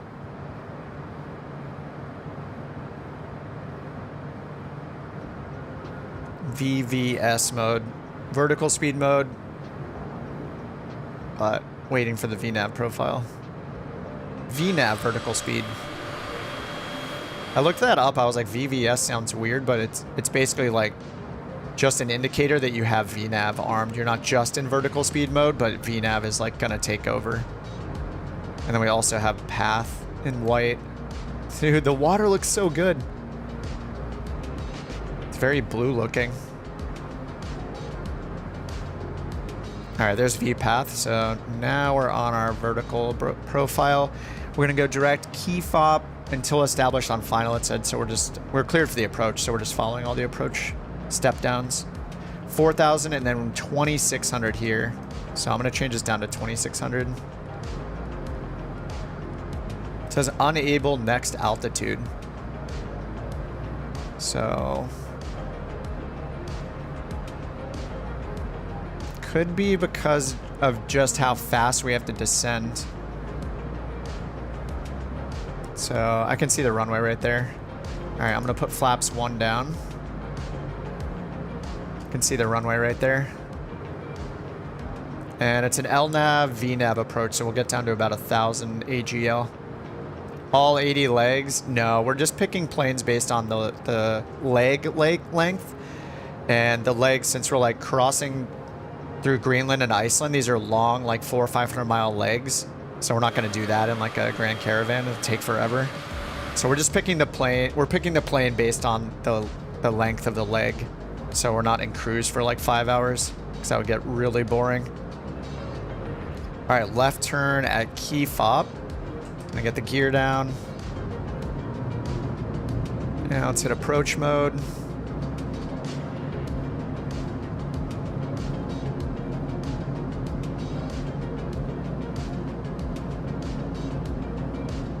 All right, full flaps. This is a pretty steep angle of descent here.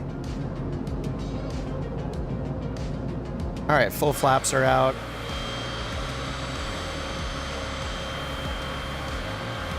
Dude, what a cool approach.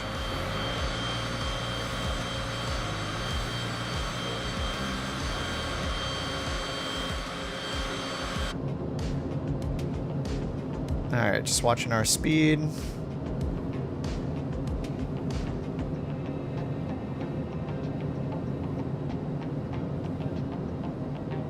Did it not take approach mode? Altitude.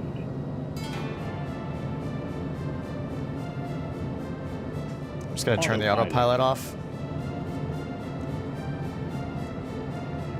All right, autopilot's off.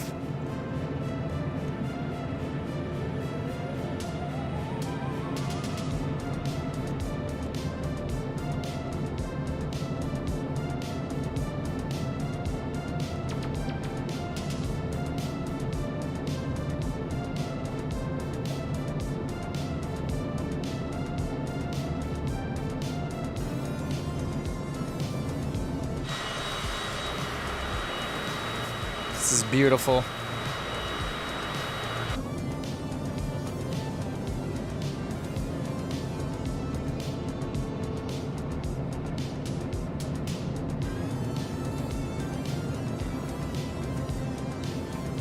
All right, we're gonna need. Oh, I need to report we're on established on final. Couch 210 Zulu established on final approach. Couch 210 Zulu, roger.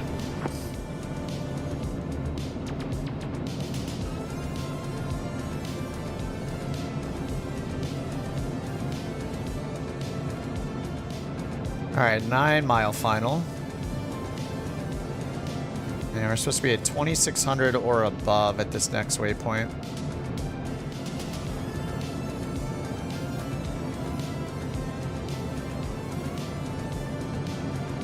Couch 210 Zulu. Contact Sondrestrom Tower 118.3. Bye-bye. 118.3, bye-bye, Couch 210 Zulu. Send rest from Tower Couch, 210 Zulu, RNAV, runway 09. Couch 210 Zulu, request not... Tower Couch 210 Zulu, RNAV, runway 09er. Couch 210 Zulu, Sandrestrom Tower, wind 255 at 2, runway 09er cleared to land. Runway 09er, clear to land at Couch 210 Zulu.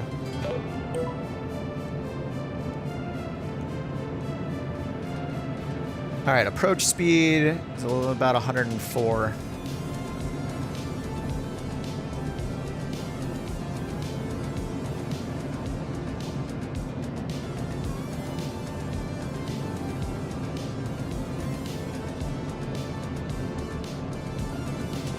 Snacks are better at the terminal. What, then in the plane?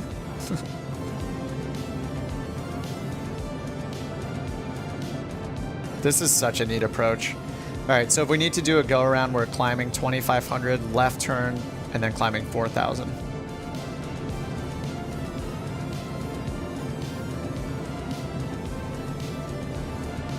Engine anti-ice can come off now.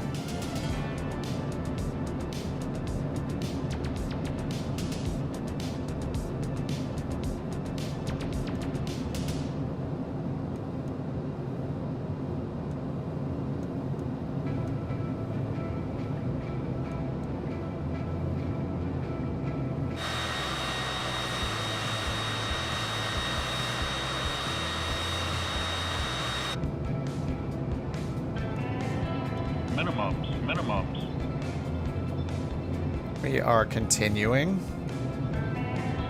I'm lower than it wants me to be because, yeah, I'm kind of at a more shallow angle. I guess just because of the terrain here, they want it. We're supposed to be higher and at a steeper angle to the runway.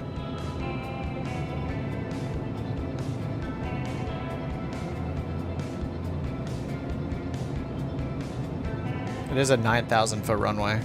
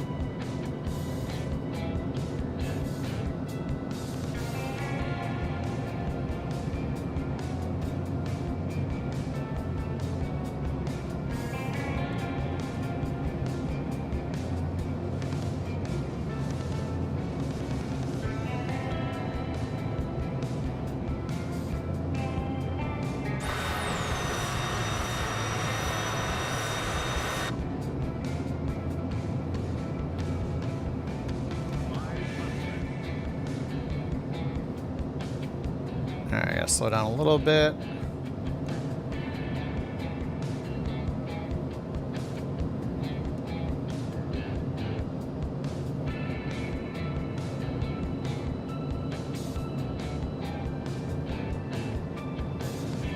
Alright, speed's good.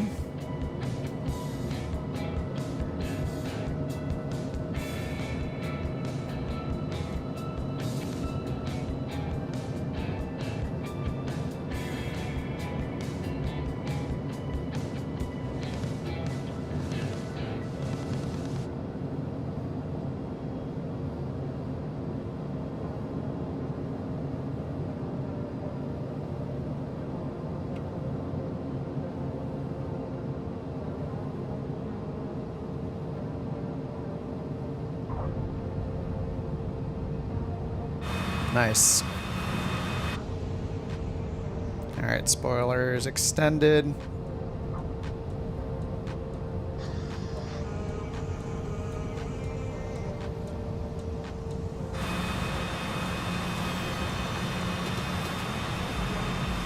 Go all the way to the end here.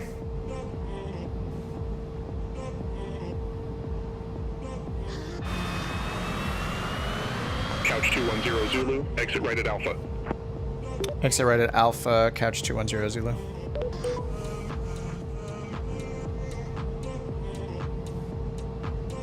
Nice.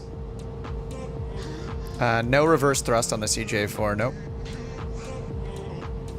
No auto throttle, no reverse thrust. Alright, here's Alpha.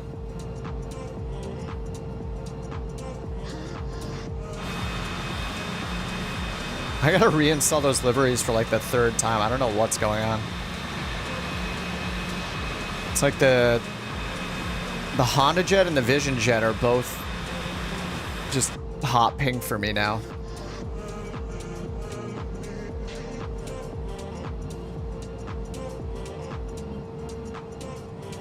I forgot to turn the yaw damper off on final. Whoops. Alright, let's get the flaps up. Taxi lights on, strobe light off.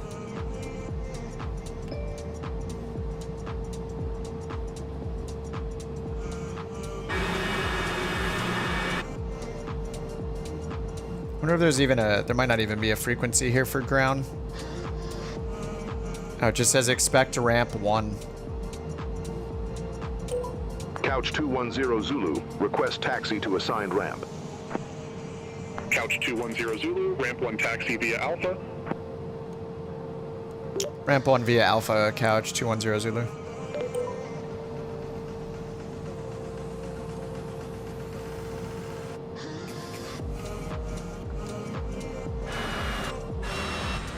Alright, anybody else coming in? Is everybody down? I think everybody's down already. My god, the sunset. Perfect time. Oh yeah, everybody's down. All right in front of me. I'm the slow one today.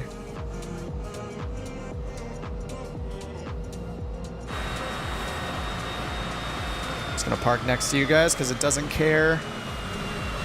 Oh, that would be the north ramp, yeah. Well, I don't want to be alone over there, so... Oh, I see Lulich out there. We'll probably just turn around here. We gotta stay in this thing for the next leg. It's like another, I think it's another 300 or 400 mile leg.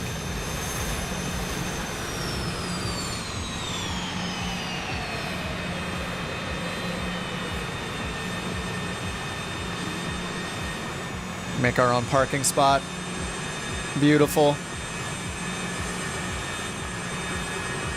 Wait, do I not have the Couch Citation? Wait, I thought... Are you guys in the Couch Captains liveries, I'm guessing? I'm not seeing any of the Couch liveries in the Citation. Or in the Longitude. Unless you guys just aren't using them. Alright, taxi light off. Yeah, let's get the engines shut down. Do we need to get the engine shut down? I don't think so. Here, let me check my rating here.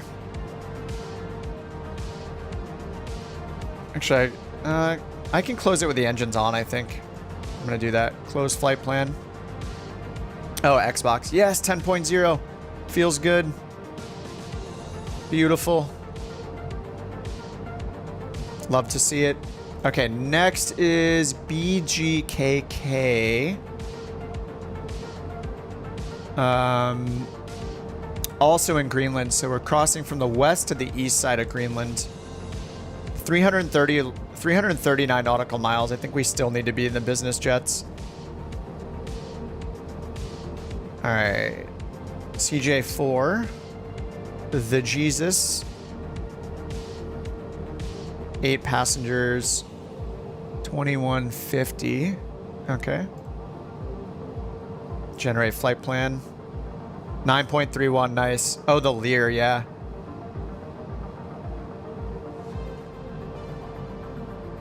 $3,900-foot runway on the other end. Uh-oh.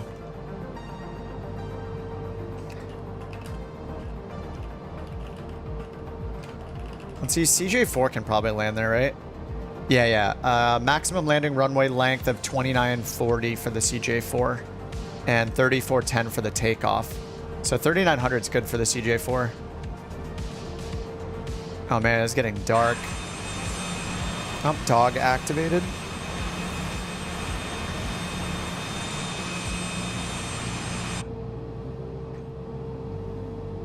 All right, start the flight.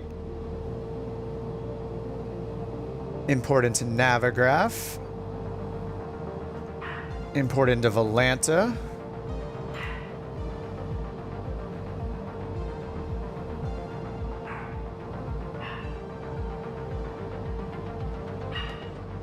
Yeah, here's our route over to the east. And we probably are going to need to, I mean, we'll be at probably 41,000 again. Oh no, 27,000. Okay.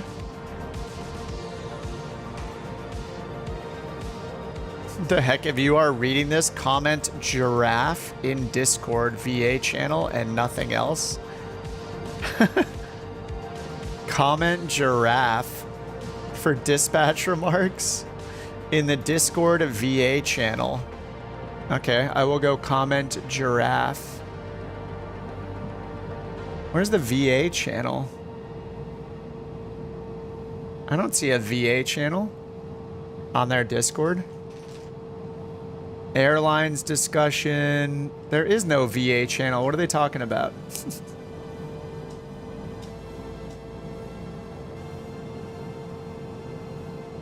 Yeah, where's the VA channel? Am I missing something?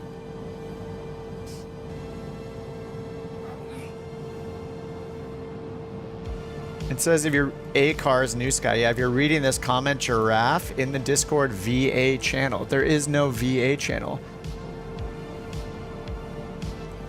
There's API, airlines, and general discussion channel. I don't see anything called VA channel. So I guess I'm not gonna say anything. Discord VA channel. All right, well. All right, 270. Let's set the fuel and payload again. All right, fuel 3,200.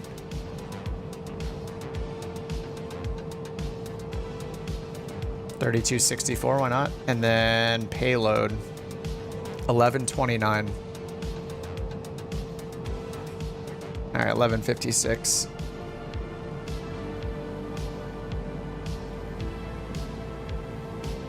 The puppy's just like running around. She's just running around going, "Arr, arr, arr," and just like rolling around and stuff. She's got the zoomies. Just running around. Are they tricking you? I don't know. But I don't see a VA channel, so I'm not gonna do anything. Okay, weight and balancer set. And let's get Beyond ATC going again. I'm just curious to see if we get any flights between here and there. I'm going to turn the traffic to 10.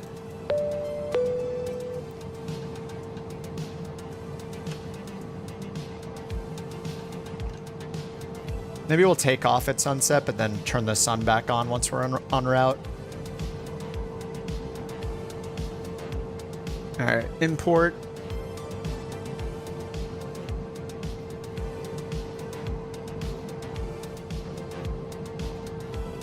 Beyond ATC connected. Initializing traffic. All right, I'm going to go into the settings here and change the traffic density to 10.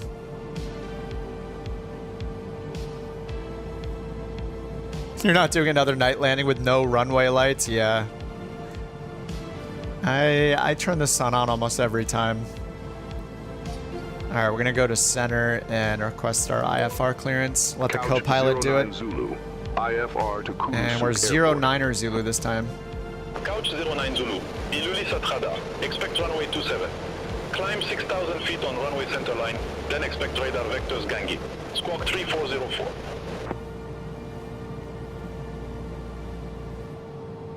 All right, we'll let them read it back again. Expect so 6,000 and 27. gangi.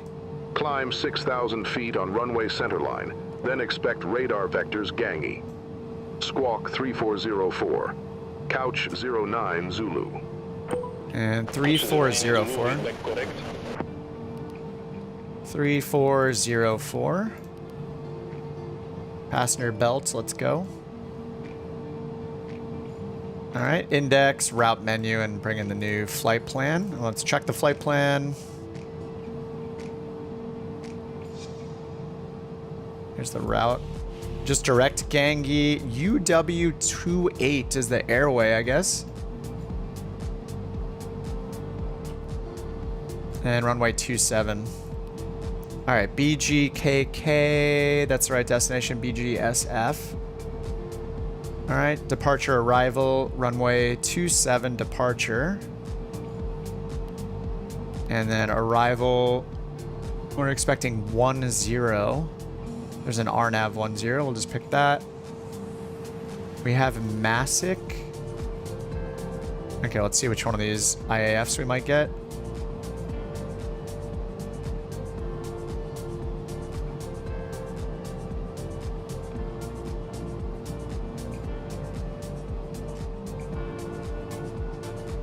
All right, I guess Somev.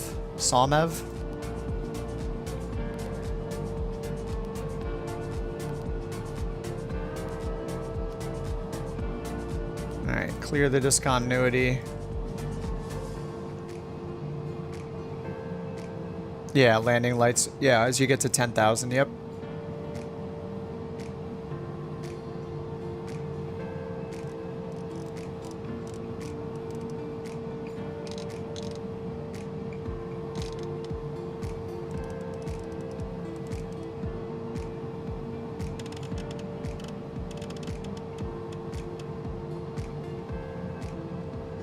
All right, let's check the plan real quick. I'm going to step through it. So Gangi, Wutan, Pavar, Masick, Somev. Okay. All connected, looks good. Let's do our takeoff performance. I don't think we have an ATIS available here again. So we'll just grab the METAR. 230 at 4. 230/4. Outside air temperature is 5. QNH 1012. Okay. Dry and runway 27. Flaps 15. Anti-ice off for the takeoff, and then rotation is 96. All right, sending. Sent. Beyond ATC is so enjoyable. I know. It's a game changer. It's awesome. Oh, there's a plane landing right... Oh, no, that's one of you guys. Oh, that's Lilich.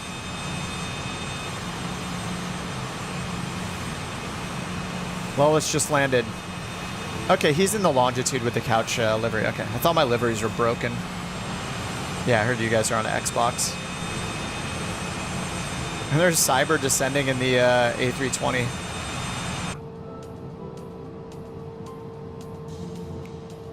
All right, I'm gonna get the flaps back to 15.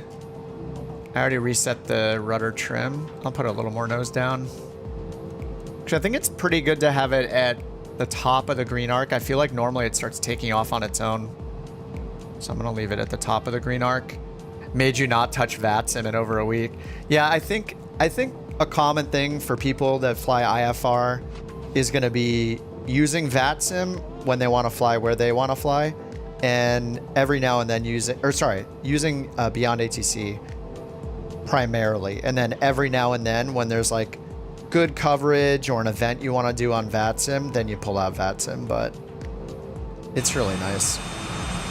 Traffic is just such an awesome addition.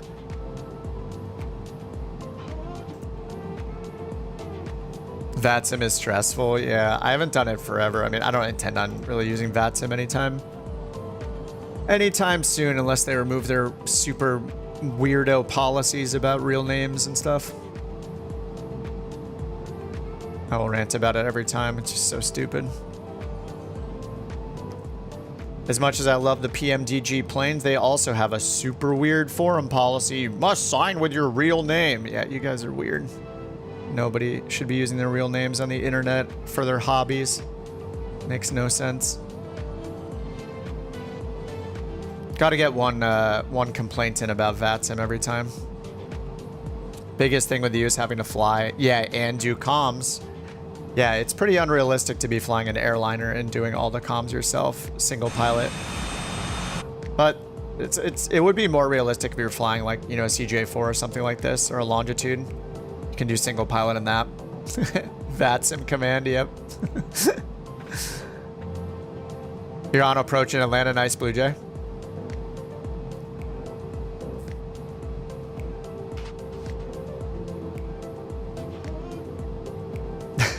The rage.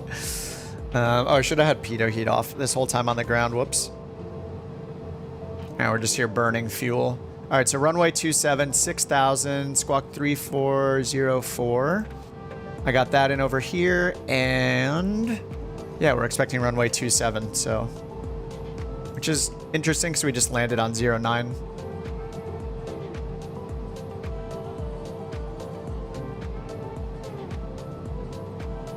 Okay, so 27's really close though, so that's nice. We're gonna take off the way we're gonna fly out the way we flew in.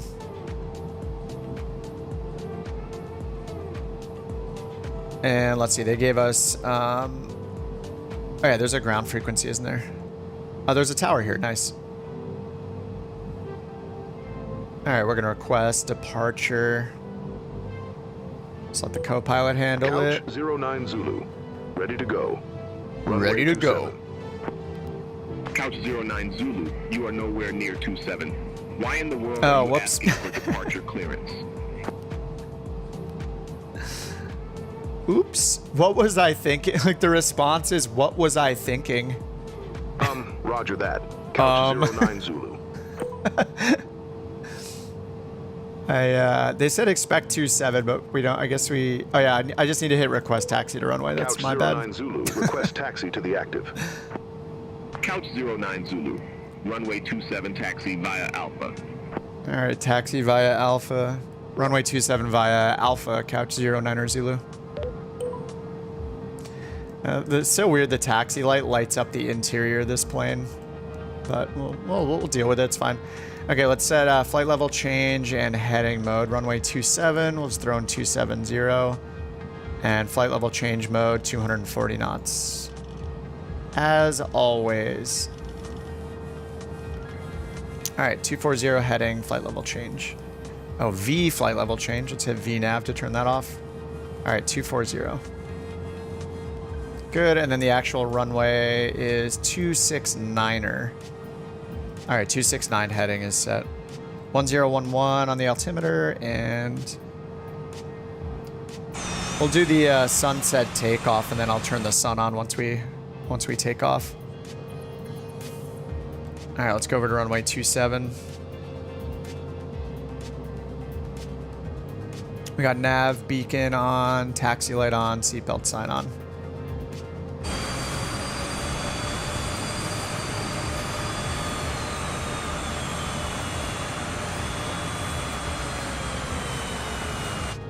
Super quick turnaround.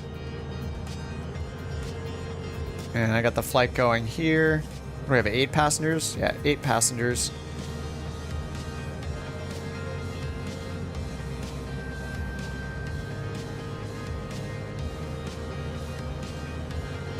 Rotation is 96, V2 111.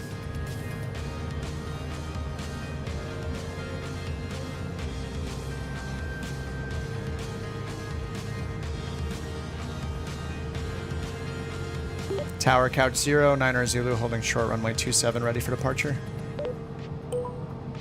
Couch 09 Zulu, Sandrestrom Tower, wind 255 at 4, fly heading 140, runway 27, cleared for takeoff. 140. Fly heading 140, runway 27 cleared for takeoff, Couch 09er Zulu. Alright, landing lights on, strobe lights on. Flaps 15, aileron and rudder trims neutral, elevator trims in the green. Yeah, flaps 15, and then rotation speed 96. Lights are set. They want us to fly heading 140 after takeoff. That'll be interesting. And it's pretty much directly towards our next waypoint, so. So I guess it'll be a left turn 140.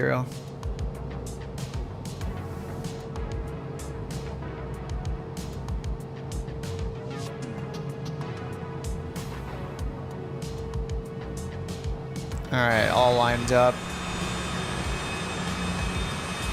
Just gonna chill here for a second so you guys can finish your 50 knot taxis.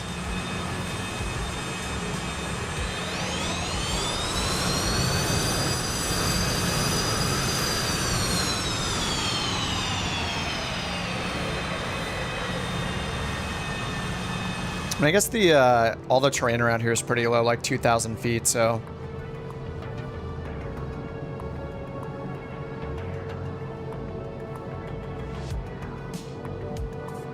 So once we take off, we're gonna make this big, what is this, like a 120 whatever degree left turn? Something like that. 130 degrees, I guess. All right, let's go. Parking brake is off. Pitot heat is now on. We'll go toga power, rotate at 96 knots.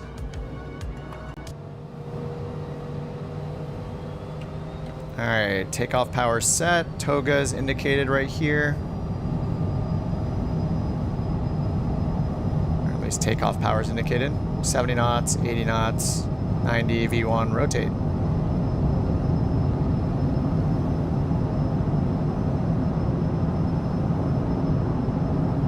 Positive rake, gear up.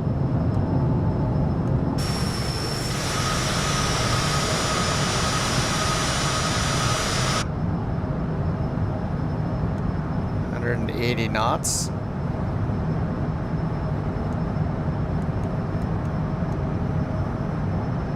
Okay, flaps up, 200 knots. Climb D10. Couch 09 Zulu, contact Sundrastrom departure 126.2. 126.2 couch 09er Zulu. Alright, autopilot's on. It wants to do a right turn, I guess. Departure couch 09er Zulu, 2,400, climbing 6,000, heading 140. I don't know why it's doing a right hand. Sundrastrom departure identified. Climb to flight level 130. Climb to flight level 130, couch 09er Zulu. Couch 09 Zulu, clear direct ganging, resume own navigation. Dude, that is so cool. Clear direct gangy, resume on navigation, couch 09er Zulu. My god, that looks so awesome. Holy crap. That is such a cool view. Dude. With all the lights from all you guys, it looks awesome.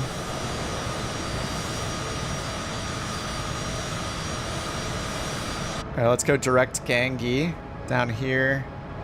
Direct gangy. Execute, and then nav mode is on.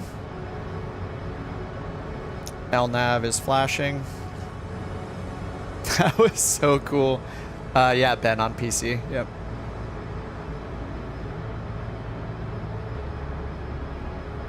Now, what a cool departure with the clouds.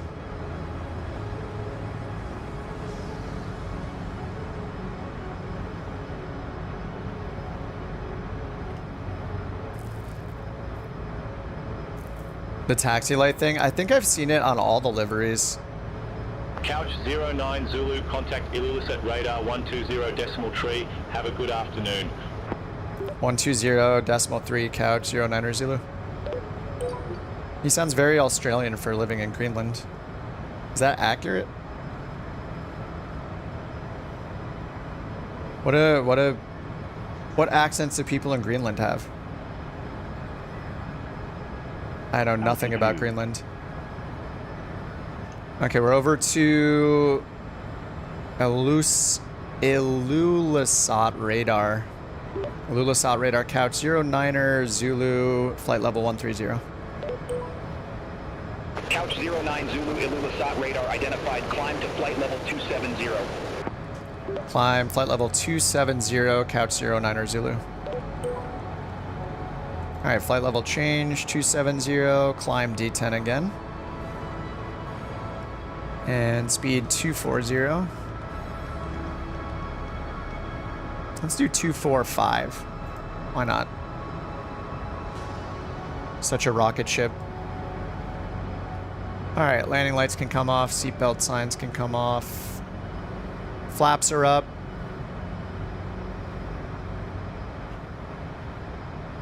Oh my god. So good looking.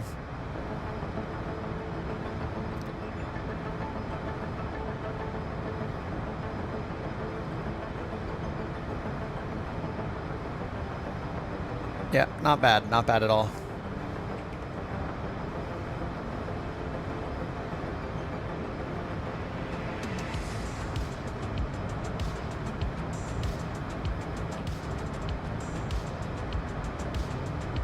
I gotta fix this camera. Let me like sit down more, zoom in more maybe. It's better. Danish, Icelandic, yeah. Australian accent seemed a little out of place.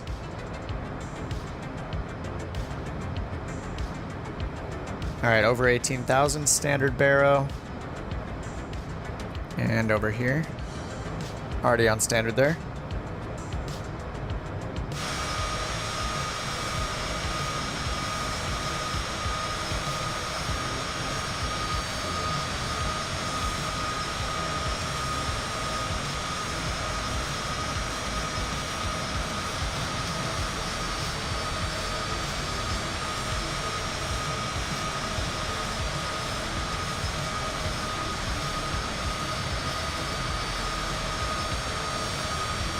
Couch 09 Zulu, contact Narcissus radar 121.3, bye-bye.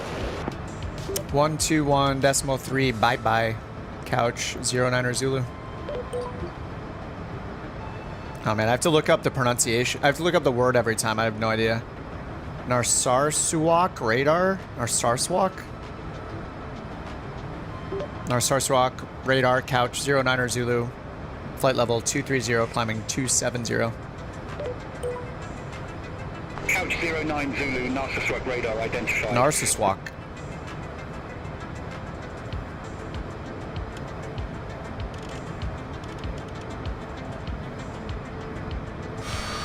Wait, are we, is it so light here? Are we seeing sunset or sunrise now? The sun was setting. Now that we're, of course, now that we're climbing up higher, I can't tell if the sun is still technically setting or if it's rising again. What is happening? Is it rising? 09 Zulu, contact nuke radar 121.3, bye-bye. Oh, again? Alright, co-pilot can do it. Contact nuke radar 121.3. Couch 09 Zulu. The Mayday song on the glacier. I don't think there are any failures I can trigger in this thing. Yeah, where's a good landing spot?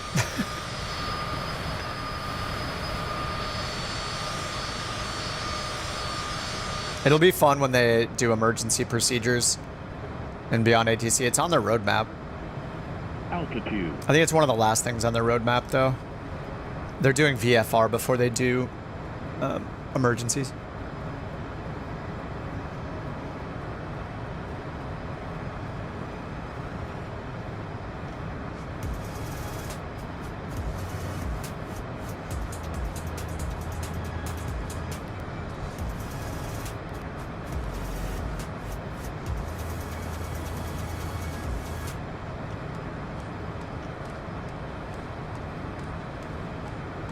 All right, 27,000. Get out of the climb detent. Let's see what speed we're expecting again. After top of climb, Mach 0.75 all the way. All right, 0.75. Rocket, go, go, go. Do it. I'll just bring it just under the climb detent. There we go. So we're at maximum cruise and we'll just watch the speed. I got lucky not getting dinged for the overspeed on the last flight. I oversped for a few seconds.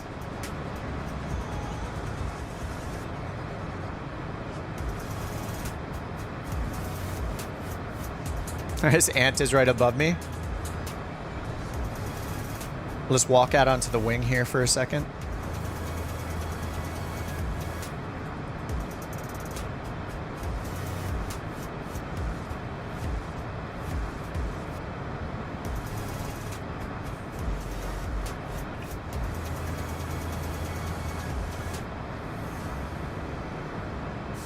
Keepler looks awesome.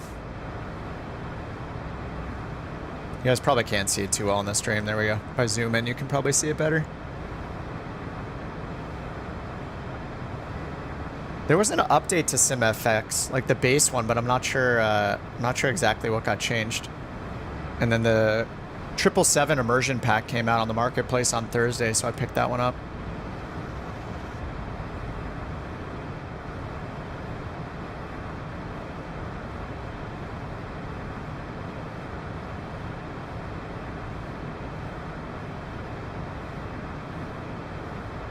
All right, almost over speeding. Got to pull back on the throttle. Now let's get it as high as we can. Actually, it's expecting 0.75, so as long as we get there, we'll be good. Oops, pulled it way too far back.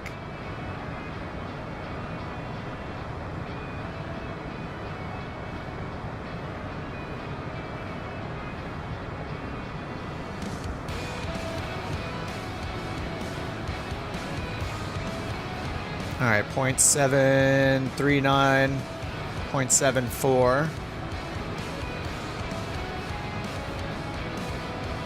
Okay, got a little more thrust out of it. Still not in the climb detent, so.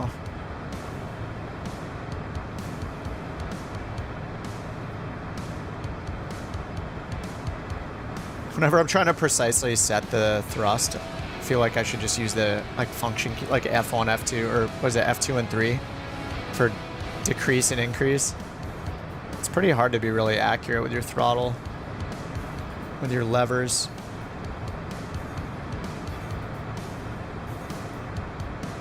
Alright, looks like at about 97% N1.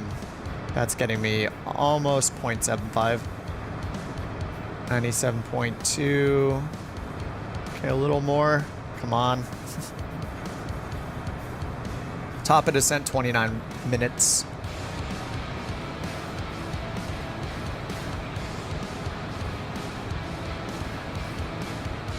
I think I can give it a little more. 97.7. Let's go 98-ish. Okay, there's 98.1. Little crosswind from the right. Like 12 knots. All right, Mach 0.75 achieved. All right, hopefully it just stays right there.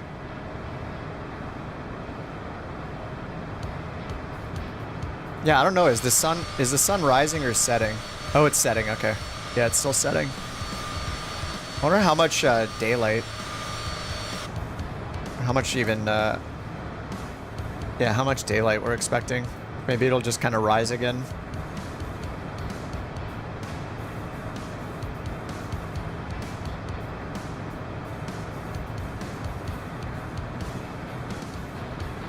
Rise, chicken. Arise.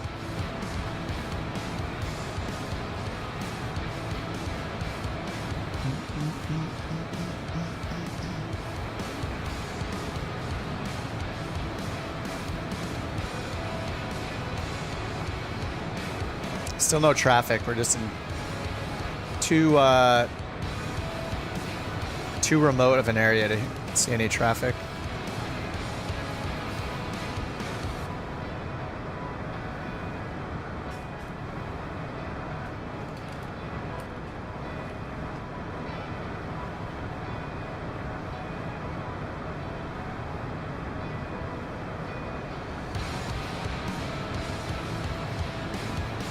Alright, we're really close to the red. And we're gonna pull it back to 9. Oh man, I think I just leave it. We're making up some time here. A little higher than 0.75. I just don't want to hear that beeping sound.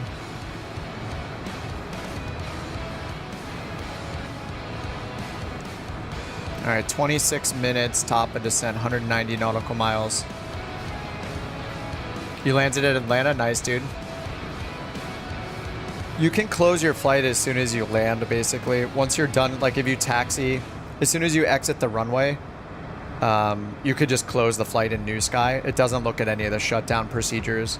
Or if you decide to taxi all the way to the gate, it just waits for the engine shutdown. Once you shut down the engines, it'll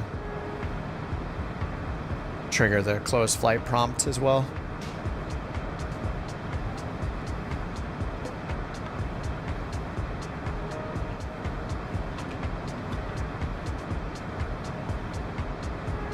Is that the moon? Oh, is that the moon right there?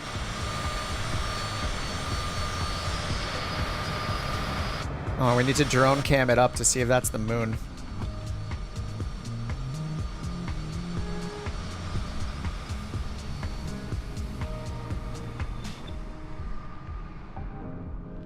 Yeah, it is. Oh, that's awesome. Dude, how cool is that?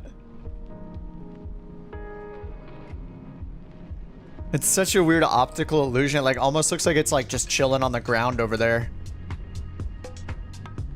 7.98. Anything over an 8 is like green in their rating systems, but it'll show you what you got dinged for. A lot of the time it's center line on takeoff, center line on landing, too hard of a landing, stalls, things like that. So when you close it, just scroll down. It'll tell you exactly what you lost points for so you can correct it.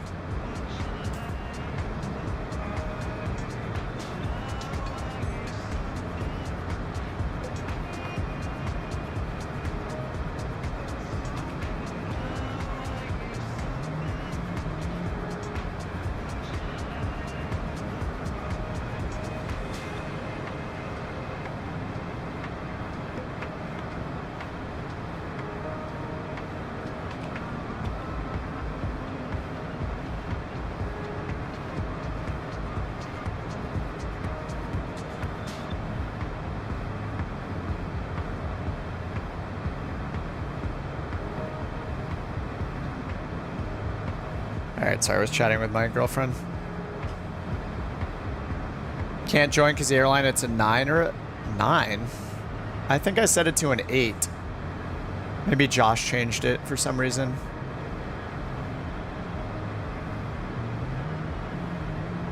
Let me see what the setting is. I don't know, maybe Josh decided to change it for some reason.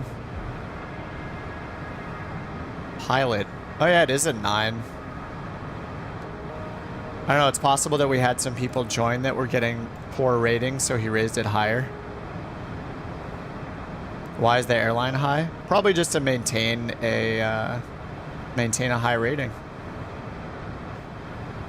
I mean, unless, like, generally, I feel like most of my flights are above 9. There must be a reason why Josh changed it. I think I had it set to 8. Seems like maybe he upped it. The rating doesn't really matter too much. I mean, we have a good rating, 9.4. I guess he just wants, maybe he changed it just because he wants people to try to maintain our airline rating.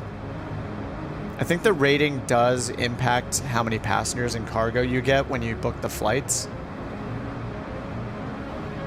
But yeah, either way, I think I had it at 8, so you were just very, very shy of an 8.0, which is the green ratings. Anything under an 8 is like a yellow instead of a green rating, so, or I think it might be blue and then yellow under that. Yeah, like this airline has a 7.85 in the blue.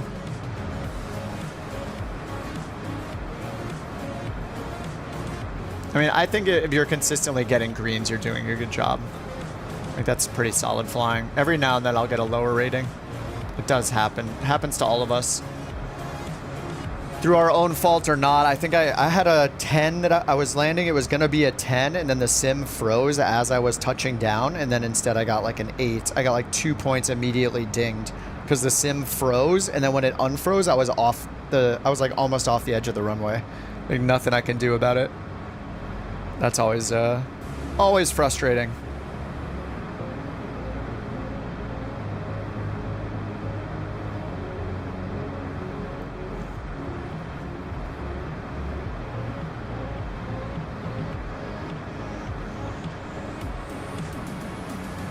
Let me see how my last flights were here.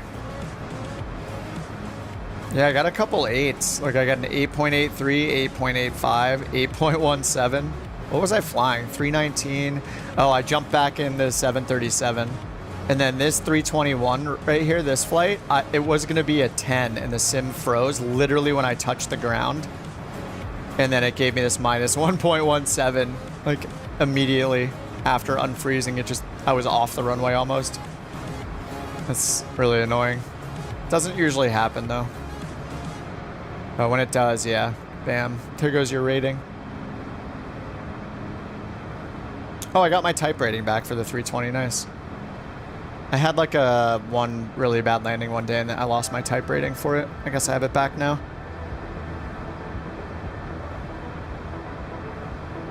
And oh, it says I only have 2 flights in the... Really? Only 2 flights in the CJ4? Huh, thought I'd have more than that. What's up, Smooth? You had a lot of trouble, especially in prop planes. Saying center on the runway, yeah.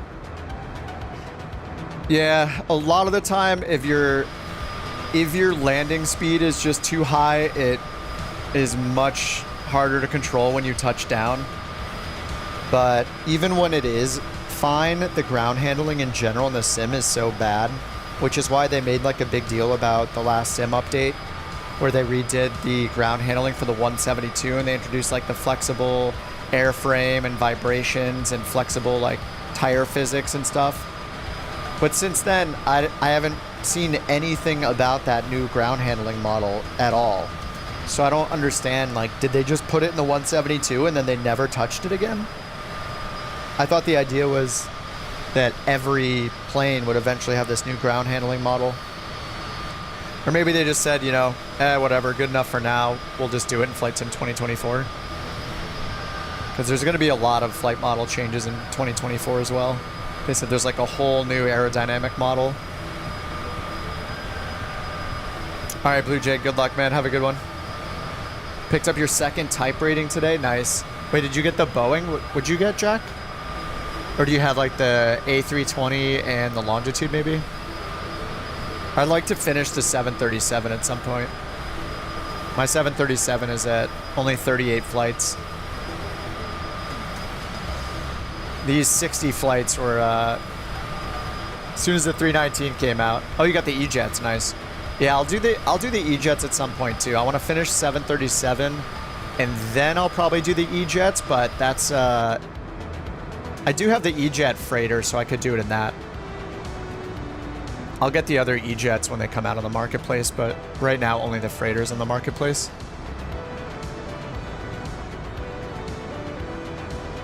It's our top of descent here. 18 minutes, all right.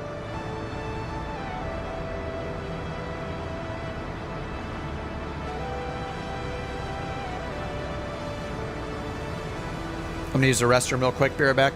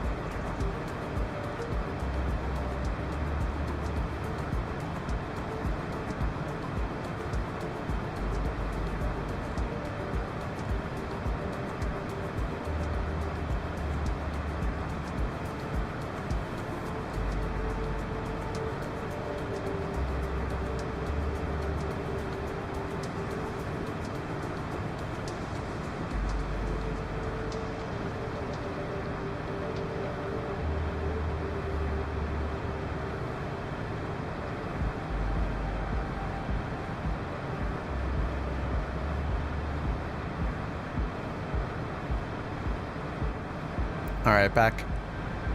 Oh, your next rating, oh, 737 ATR, nice. Yeah, I chipped away quite a bit at the 737.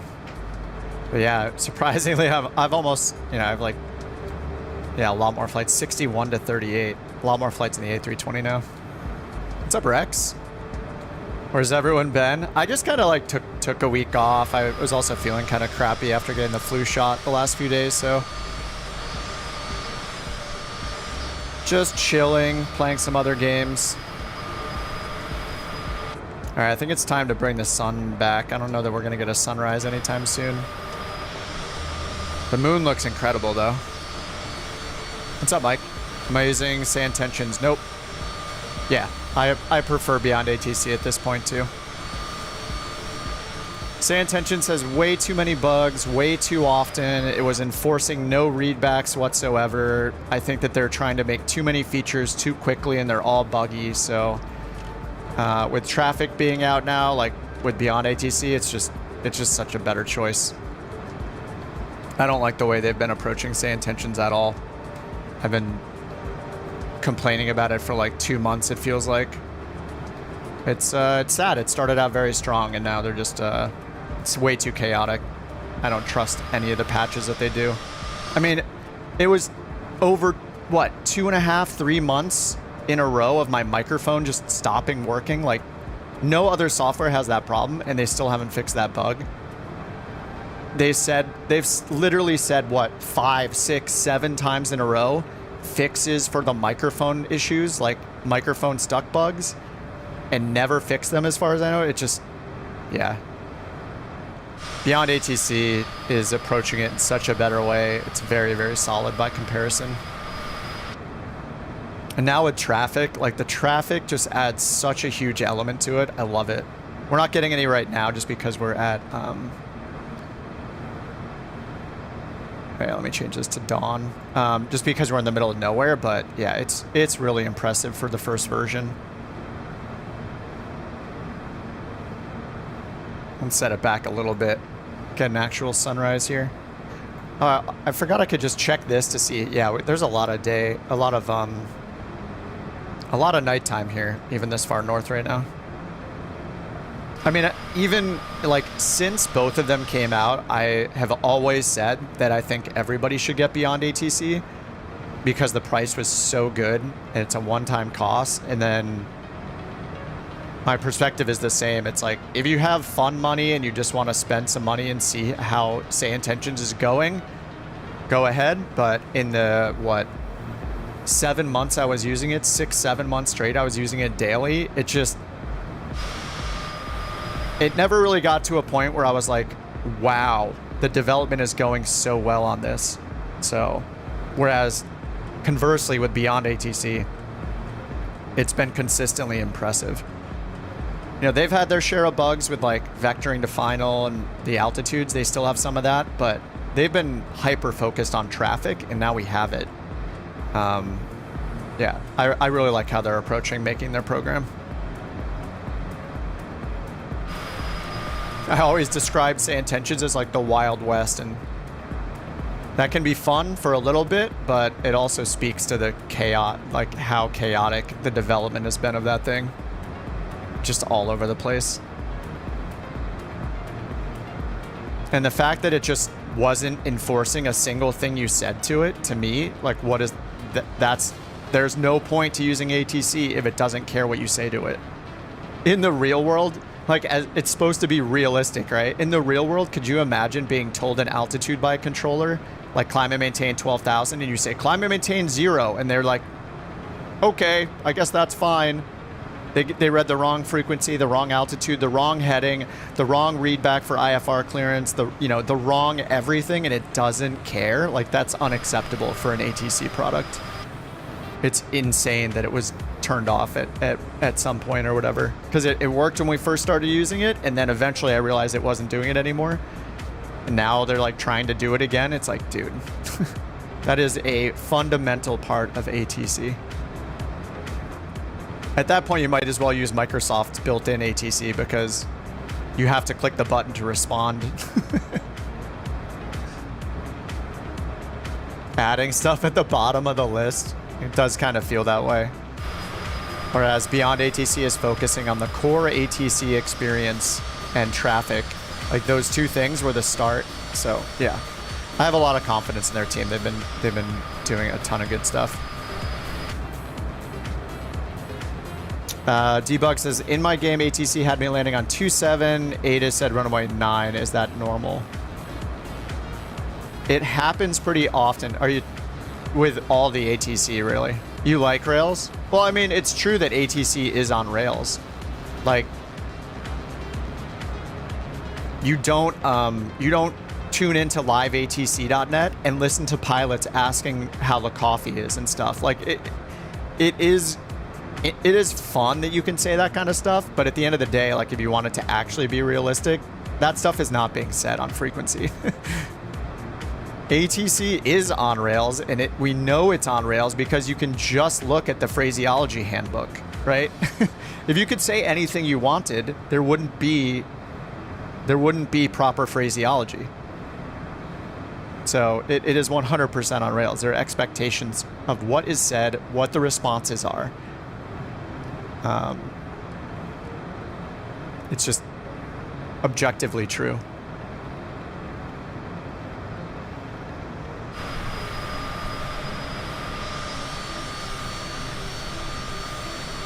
And this is just a total whiteout. This is crazy looking right here. We're saving on frames. It only has to render one color. Look, or like 4 colors. But yeah, Debug, that was happening last Saturday when I was flying with the traffic. I was getting tailwinds on every landing. I think they made some changes, some fixes for that, but that is something that is in all the ATC products, basically, landing on the wrong runways. I don't think it's perfect yet with Beyond ATC or any other one, but there was a bug fix where they said that they fixed something to do with crosswind and determining which runway you're landing on.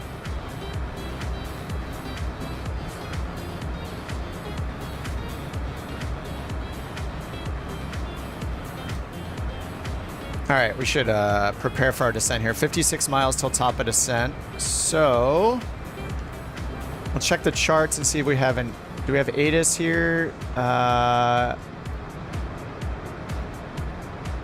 Kalasuk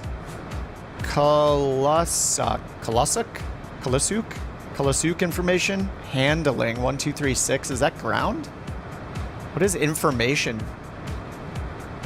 I'll just check the UI and see what it shows over here for our known frequencies.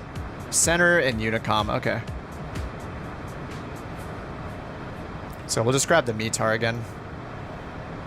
METAR 070 at 9er. So let's do our approach performance. Okay, 070 at 9er and the temperature is 4. 070/9er. QNH is 1011. Okay, that's set. And runway 10 is what we're expecting. So yeah, we'll have a little bit of a headwind, probably like a 5 or 6 knot headwind. Broken at 1,700 feet. Nice. Temperature forward dew point -1. So we're gonna need anti-ice while we're passing through those clouds on the way in. I'll just put anti-ice on here.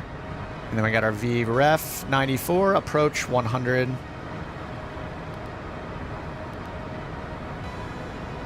And top of descent 44 miles. So if we get... Oh, this is an RNP approach. I don't think we can do that in the CJ4. Yeah, this is an RNAV... Oh no, it's RNP approach. I think we can do this. Yeah, it's not an RNP AR. It's an RNP right here. RNP approach. So I think we are able to do that in the CJ4. If it's RNP AR, like authorization required, that's going to be like an airliner approach. Yeah, it's just a straight in LNAV. CDFA, continuous descent on final approach. And 990 for the decision altitude. So let's get that in here. Refs 990.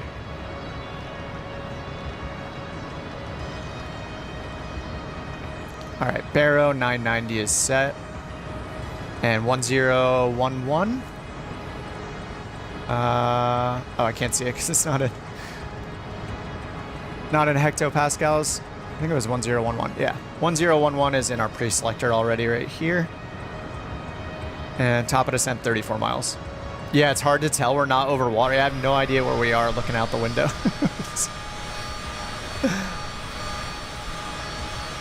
Oh yeah, 3.43. Yep, another steeper descent angle. I guess probably because of terrain.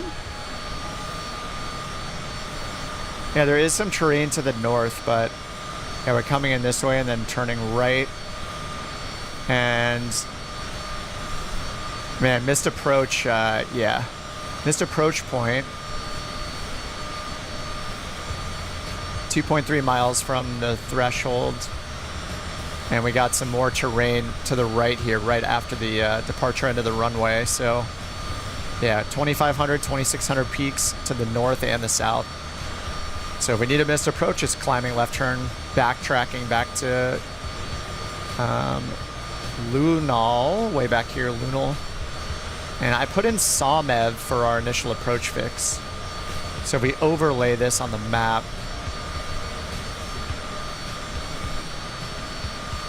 yeah, Masic's here. I guess we could go Lunal. That would be a little nicer. We could get down lower, and then it's just, yeah, we won't need these 90-degree turns. So, I wonder if we can do Lunal. Let's see if Lunal is down here. Departure, arrival, yeah, Lunal. I'm gonna put that one in. So after Masic to Lunal.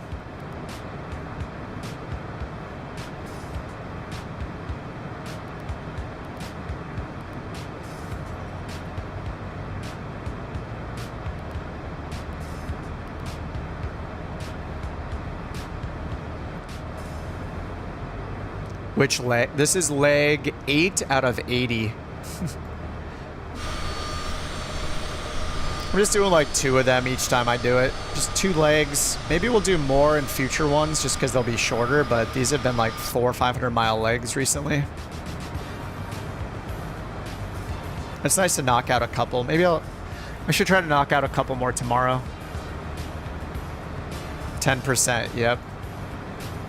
Yeah, it's a lot. But what's going to be fun is, yeah, I mean, I like, this is going to be fun just because we're going to be in a bunch of different planes that aren't airliners.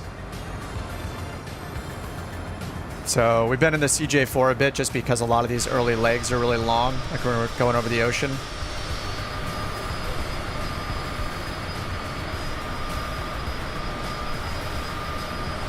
Yeah, it feels like we're over the ocean right now.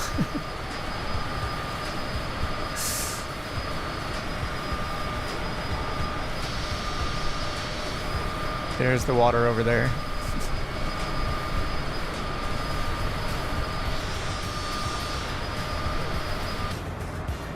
All right, top of descent, 8 miles. Let's tell them we're ready for descent.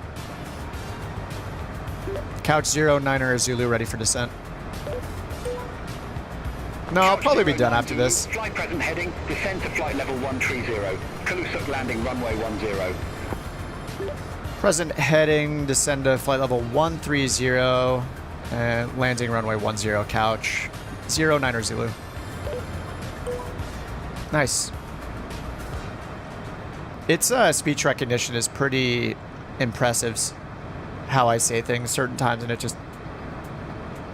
it recognizes it, and then it'll correctly, like, if you get one thing wrong, it'll just read back that one thing. It's really nice. All right, so they said to descend to 13,000, so let's go ahead and start that. I'll just VS it down, 2,500 feet per minute. And pull back on our speed a lot.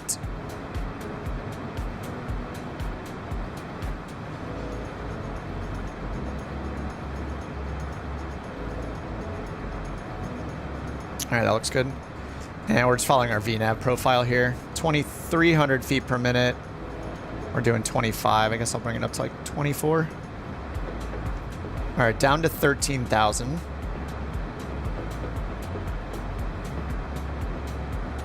And they just have us on our present heading. So we're back to heading mode, synced straight ahead.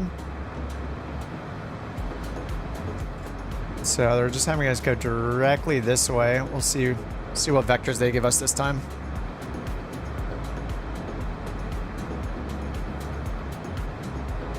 Sorry, I had the... so bad. Maybe I should see if there's like a script I can set up where every time I bring this up, it'll auto dismiss it after like 30 seconds if I forget to. All right, GPS advanced to our next waypoint. We're still on heading mode though.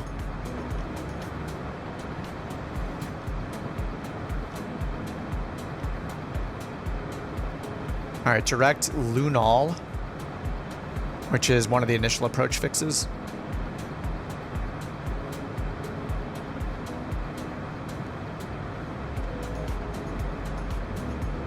All right, we're getting a bit below the VNAV profile, so I'm slowing it down a little bit.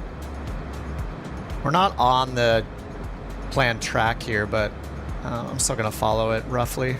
Just go a little bit faster than the VNAV profile.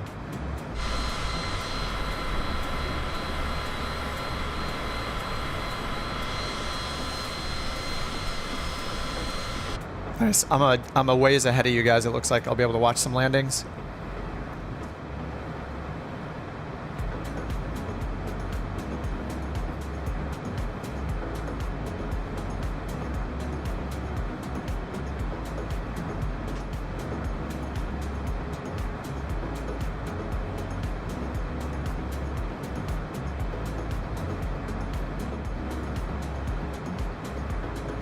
All right, do we have transition altitude? Transition level, flight level 8.5.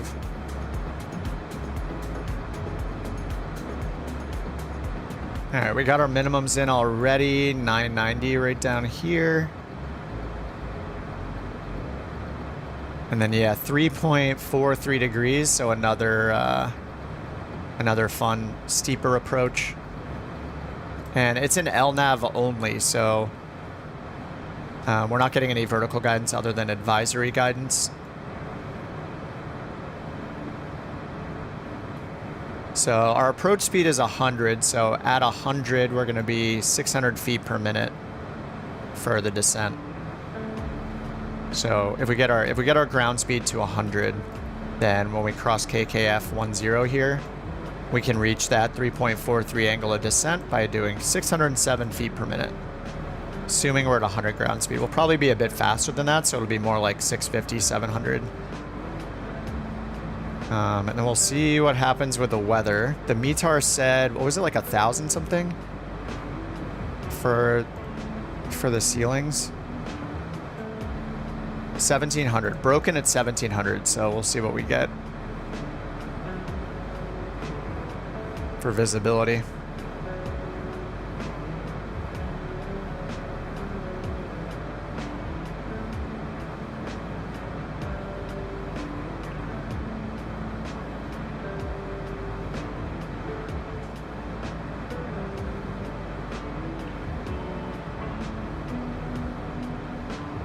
It's gonna be cool.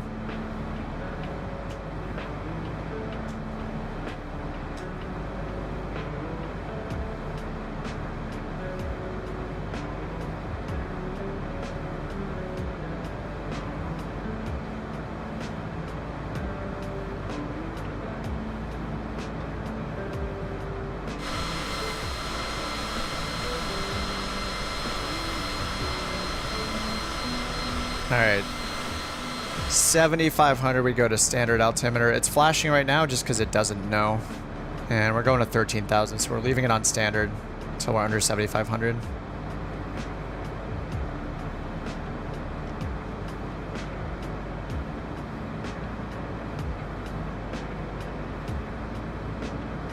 Double check I have the minimum set. Barrow 990. Yeah, it's there. It's hidden a little bit by the pre-selector here.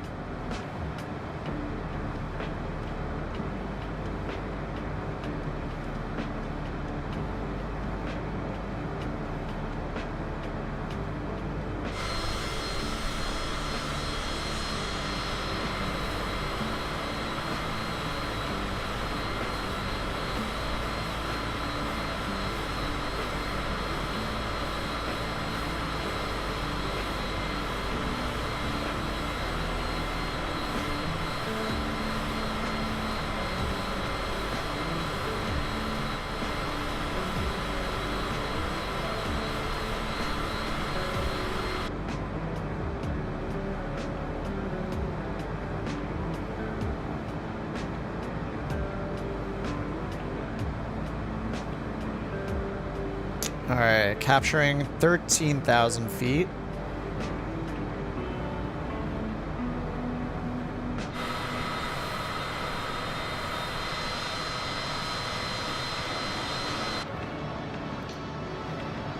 All right, top of descent's calculated again, 3 miles ahead, and we need to get down to 1,600 at some point.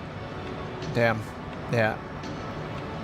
Oh wait, no, it says at or below. Wait, where's it getting 1,600 from? Hold on. Oh, 27. Oh wait, 27 at or above. Oh, sorry, I'm I'm looking at 1,600 feet per minute, not the 5,000 or above. Whoops. Yeah, 1,600 is our current rate of descent needed to stay on profile. What's up, Arctic? CYFB departure. Oh, do they have SIDS? Is CYFB the one that like doesn't exist in the sim by default? Oh no, is that where we started today? Oh yeah, this is where we started today. I don't know if they have a SID. I don't think so. Oh, they do. Oh yeah, there are 2 of them. We didn't get one through Beyond ATC. We just got vectored, so we did not have a departure procedure in either flight today.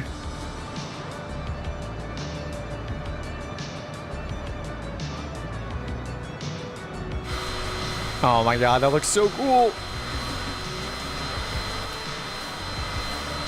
This will soon be the worst looking sim. Oh no, not the worst, sorry, there's X-Plane. But this will soon be not the best looking sim. Believe it or not.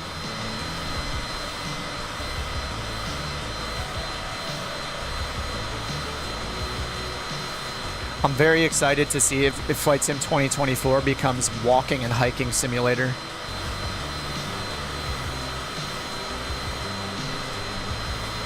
Veerman's taking the scenic tour down there.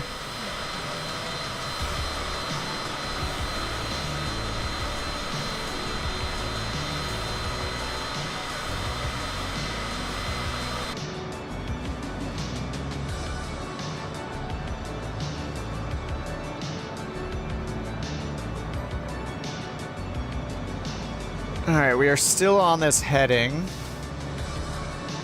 I mean, it looks like they pretty much have us going direct to whatever's after KKI.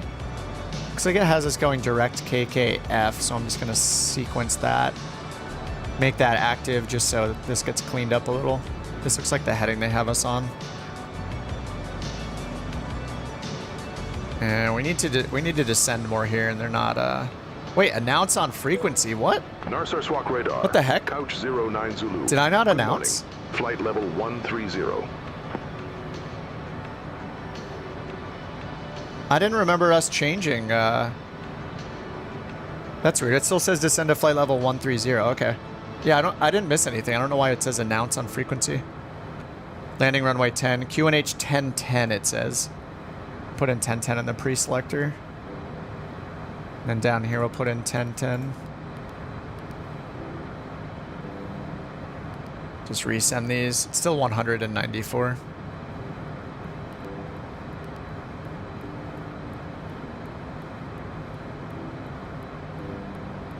This is pretty.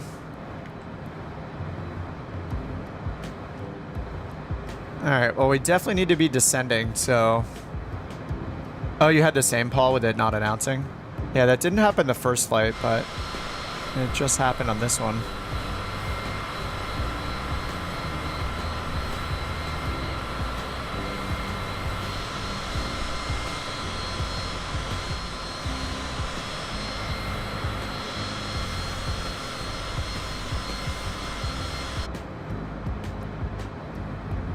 Alright, I think I'm gonna continue by descent. I don't want to have to do a go around or anything.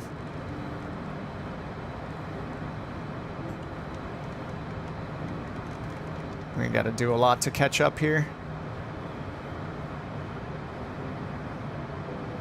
VNav and down to 2,700.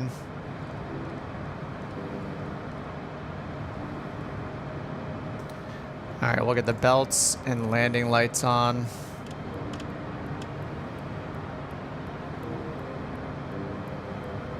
I'm just gonna say request heading Couch next 09 fix. Zulu. Can you give me a heading to my next fix? Couch 09 Zulu, turn right heading 180, climb to flight level 130. 180130. Okay. Turn right, heading 180, climb to flight level 130, Couch 09 Zulu. I don't know, we have to descend quite a bit.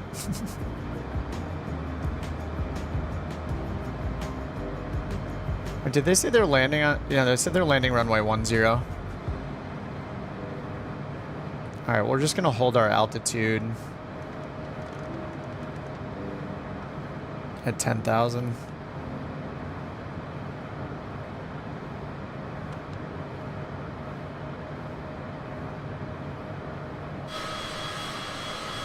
Man, that looks so awesome.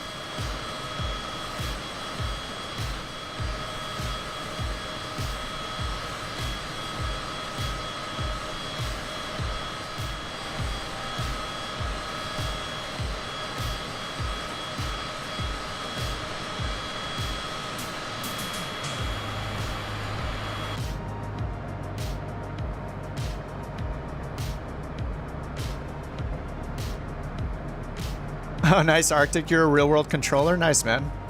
CYFB radio on live ATC from 18 to 1900 Zulu was you today. That's so cool. Nice. Real-world controller in the chat. Judging beyond ATC's vectoring. Like, where are we going right now? we need a left turn and we need to descend. Like, we need to go down like 7,000 feet lower.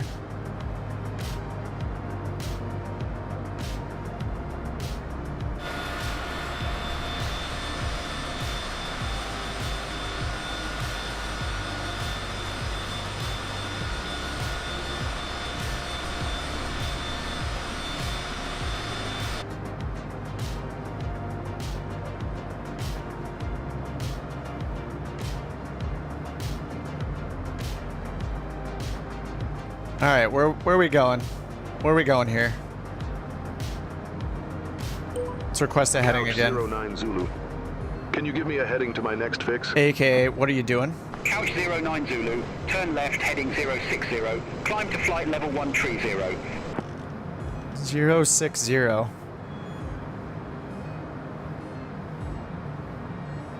Turn left, heading 060, climb to flight level 130, Couch 09. I'm just gonna, I'm gonna take this into my own hands. We're just going direct.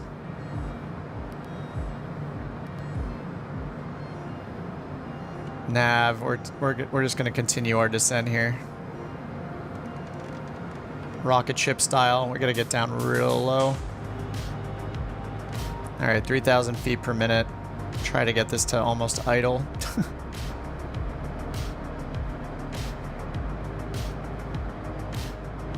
Yeah. What's going on beyond ATC? Huh? Got some new emotes. We got a rage emote, a confused emote. There's a crying emote. That's all I do is cry about bugs. And I wouldn't have anything to say if there weren't if every single thing we did was bug free. I would have nothing to say. I don't know what it's trying to do with this approach. The last one was okay. The last one steered us off course a little bit, then back onto course. But I keep having to ask it. That's fine. These are things where, like, I don't mind bugs existing. We're using early access stuff. It's hard to make. What I do mind is when I'm told like 10 times that the bug has been fixed and then it's not. Or a full breakdown and just the absolute basics of what we expect in the software. Oh, is that the runway right in front of me? All right, I'm gonna do a 360. We got to lose tons of speed.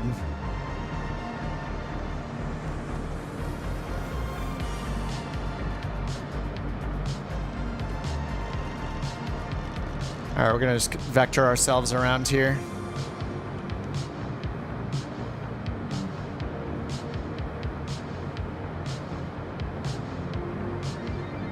All right, just gonna keep the heading turning all the way around.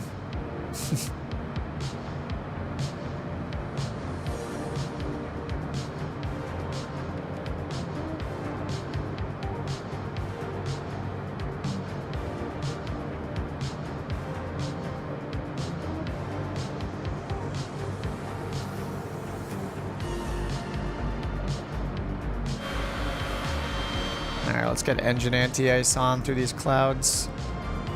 Static air temp is -3.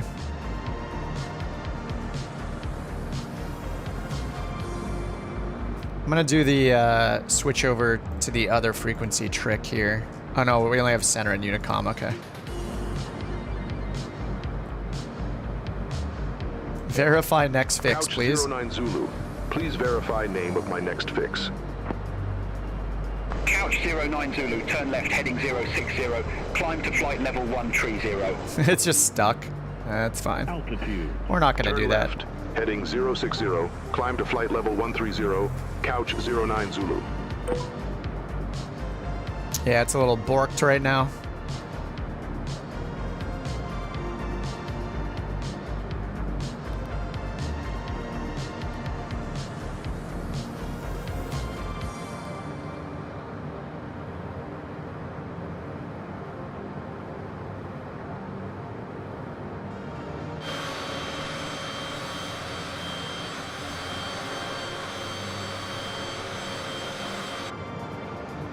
I think I messed up the approach or something, right?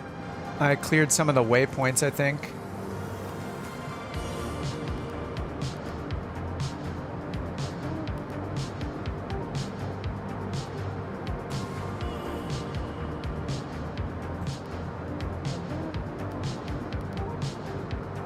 There we go. All right, back to nav mode. All right, let's get flaps 1 out. I'm just 10 miles away from the airport. Oh, just restart it. I could try that, yeah.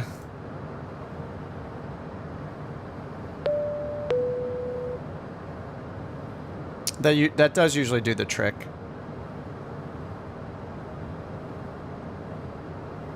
Beyond ATC connected.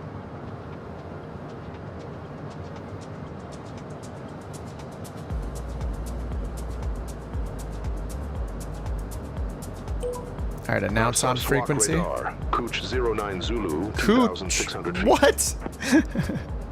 Couch 09 Zulu, Nunavut radar identified. Oh Couch no. 09 Zulu, no tower services available at Iqaluit, frequency change approved. Okay, nice. Frequency change approved. Couch 09 Zulu. Okay. Beyond ATC got me saying bad things here. Okay, 150 knots.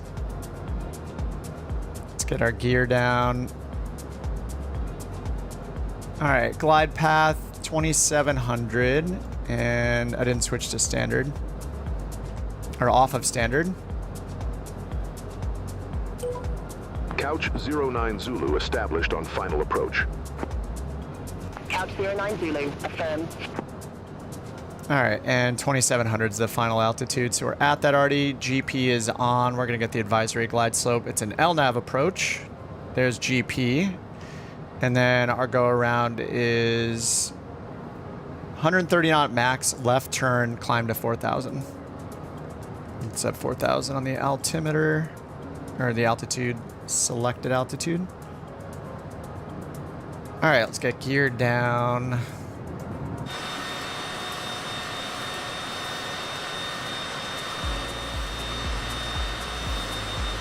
Oh, the water looks so good. All right, gears down. We're on the advisory glide path.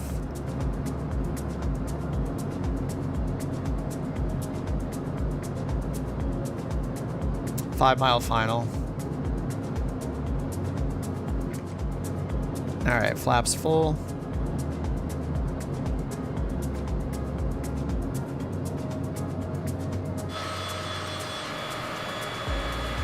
My God, this looks so good. It's beautiful. Yeah, that's a good tip, Mike. I always forget to just restart it, and it tends to recover just fine. All right, we got 4 whites. I don't know if it's if the Pappies follow this 3.43 angle or not.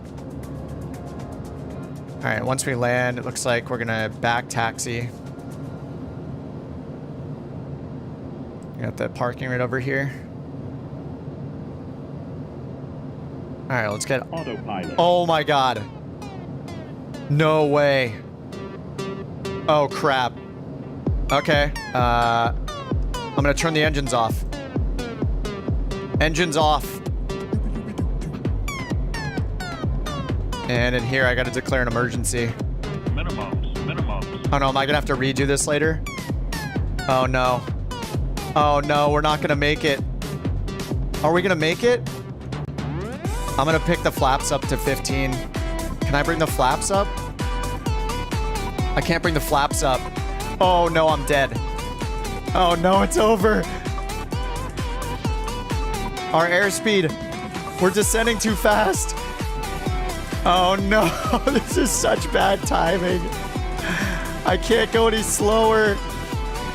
I can't go any slower. Okay, we're gonna try to land just right here, right after the water. We're gonna stall if I, oh no, we're stalling. We're stalling. Stall.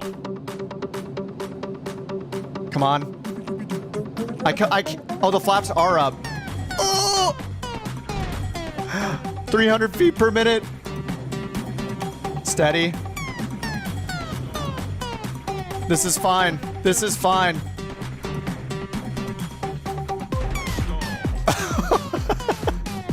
I had to abide by the rules. Oh my God. It's so bumpy. We got so many bounces. Okay, now we just need to get to the runway. Come on. Speed brakes up. Okay, come on. We just gotta roll to the runway. Come on, we're good.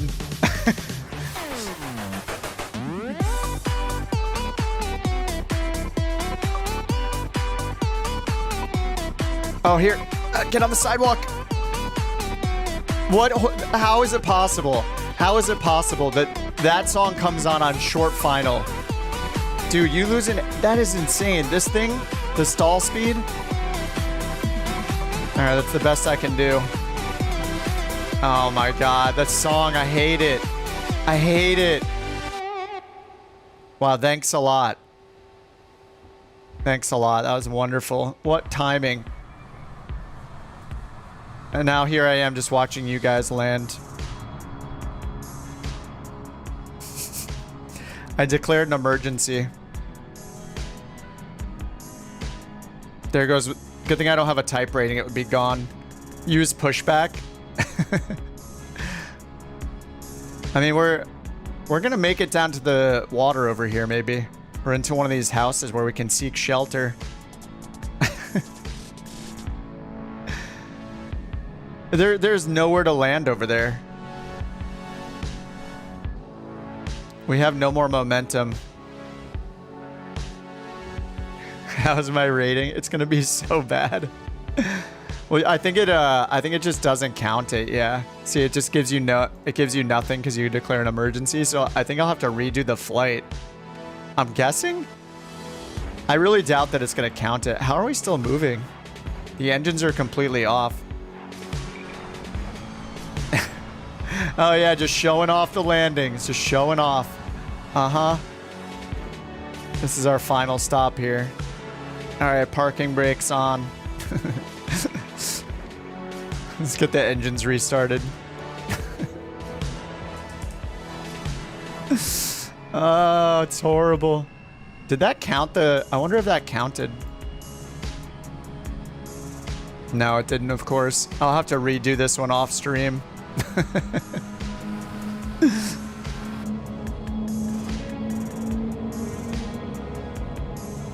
This song, that is... it's a conspiracy. That is like the worst time for that song to come on. What's worse, like right after takeoff or right before landing? I feel like right before landing is worse. We thought we were gonna make it. Thought everything is fine, and then nope.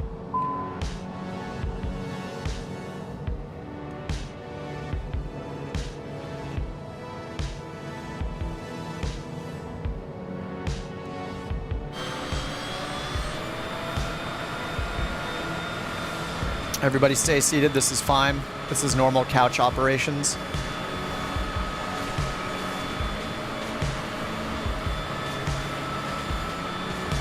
I mean, if it happened like 10 seconds later, I might have made the runway. This thing just drops like a rock, though. And also, I was at my like final approach speed. I was at like 100 knots when it happened. I guess that serves me right. Like I should not be at that speed so quickly. I should maintain a faster airspeed till we've like got the runway completely made and then slow down. If I did that, probably would have made it. I just didn't have enough energy left. I was going 100 knots, so... And the stall speed, like I was at the green dot speed. Actually, green dot's probably a little higher. I'm not sure. Well, I'm glad you guys had nice landings. Not jealous at all.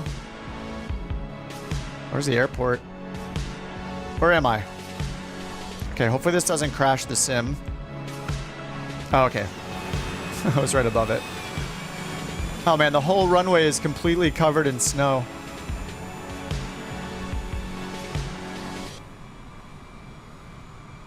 I don't know if you guys are seeing the same thing, but the entire runway is just covered.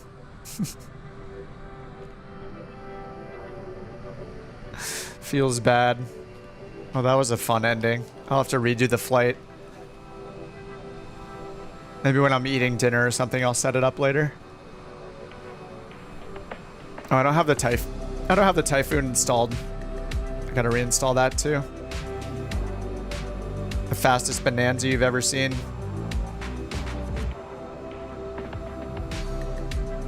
Oh, no snow on the runway. Oh, an add-on does it? Landing in the snow is kind of fun. Well, that was a fun ending. GG's.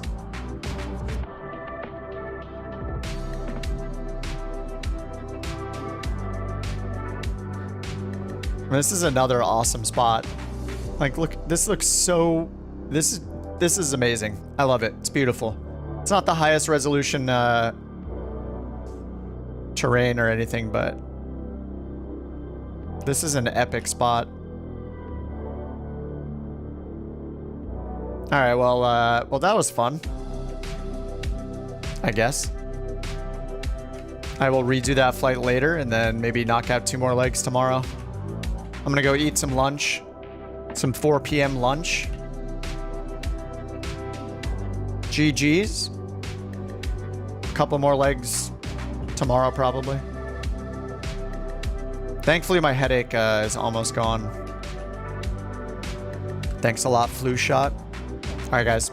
Good games. Thanks for flying along. Thanks for doing 2 more legs with me. Or I guess in my case, I did 1 leg. I'll see you guys on the next one. See you guys on the Discord. All that good stuff. Enjoy your Saturdays. And I'll probably see you tomorrow around the same time. A couple more legs. GG. See you, Jack. See you, Jewel, Manny, TJ, Debug, Mike, Mouth Pounder, Chase, Rex, and Ken. All right, guys. Have a good day. I'll see you guys on the next one. Bye-bye.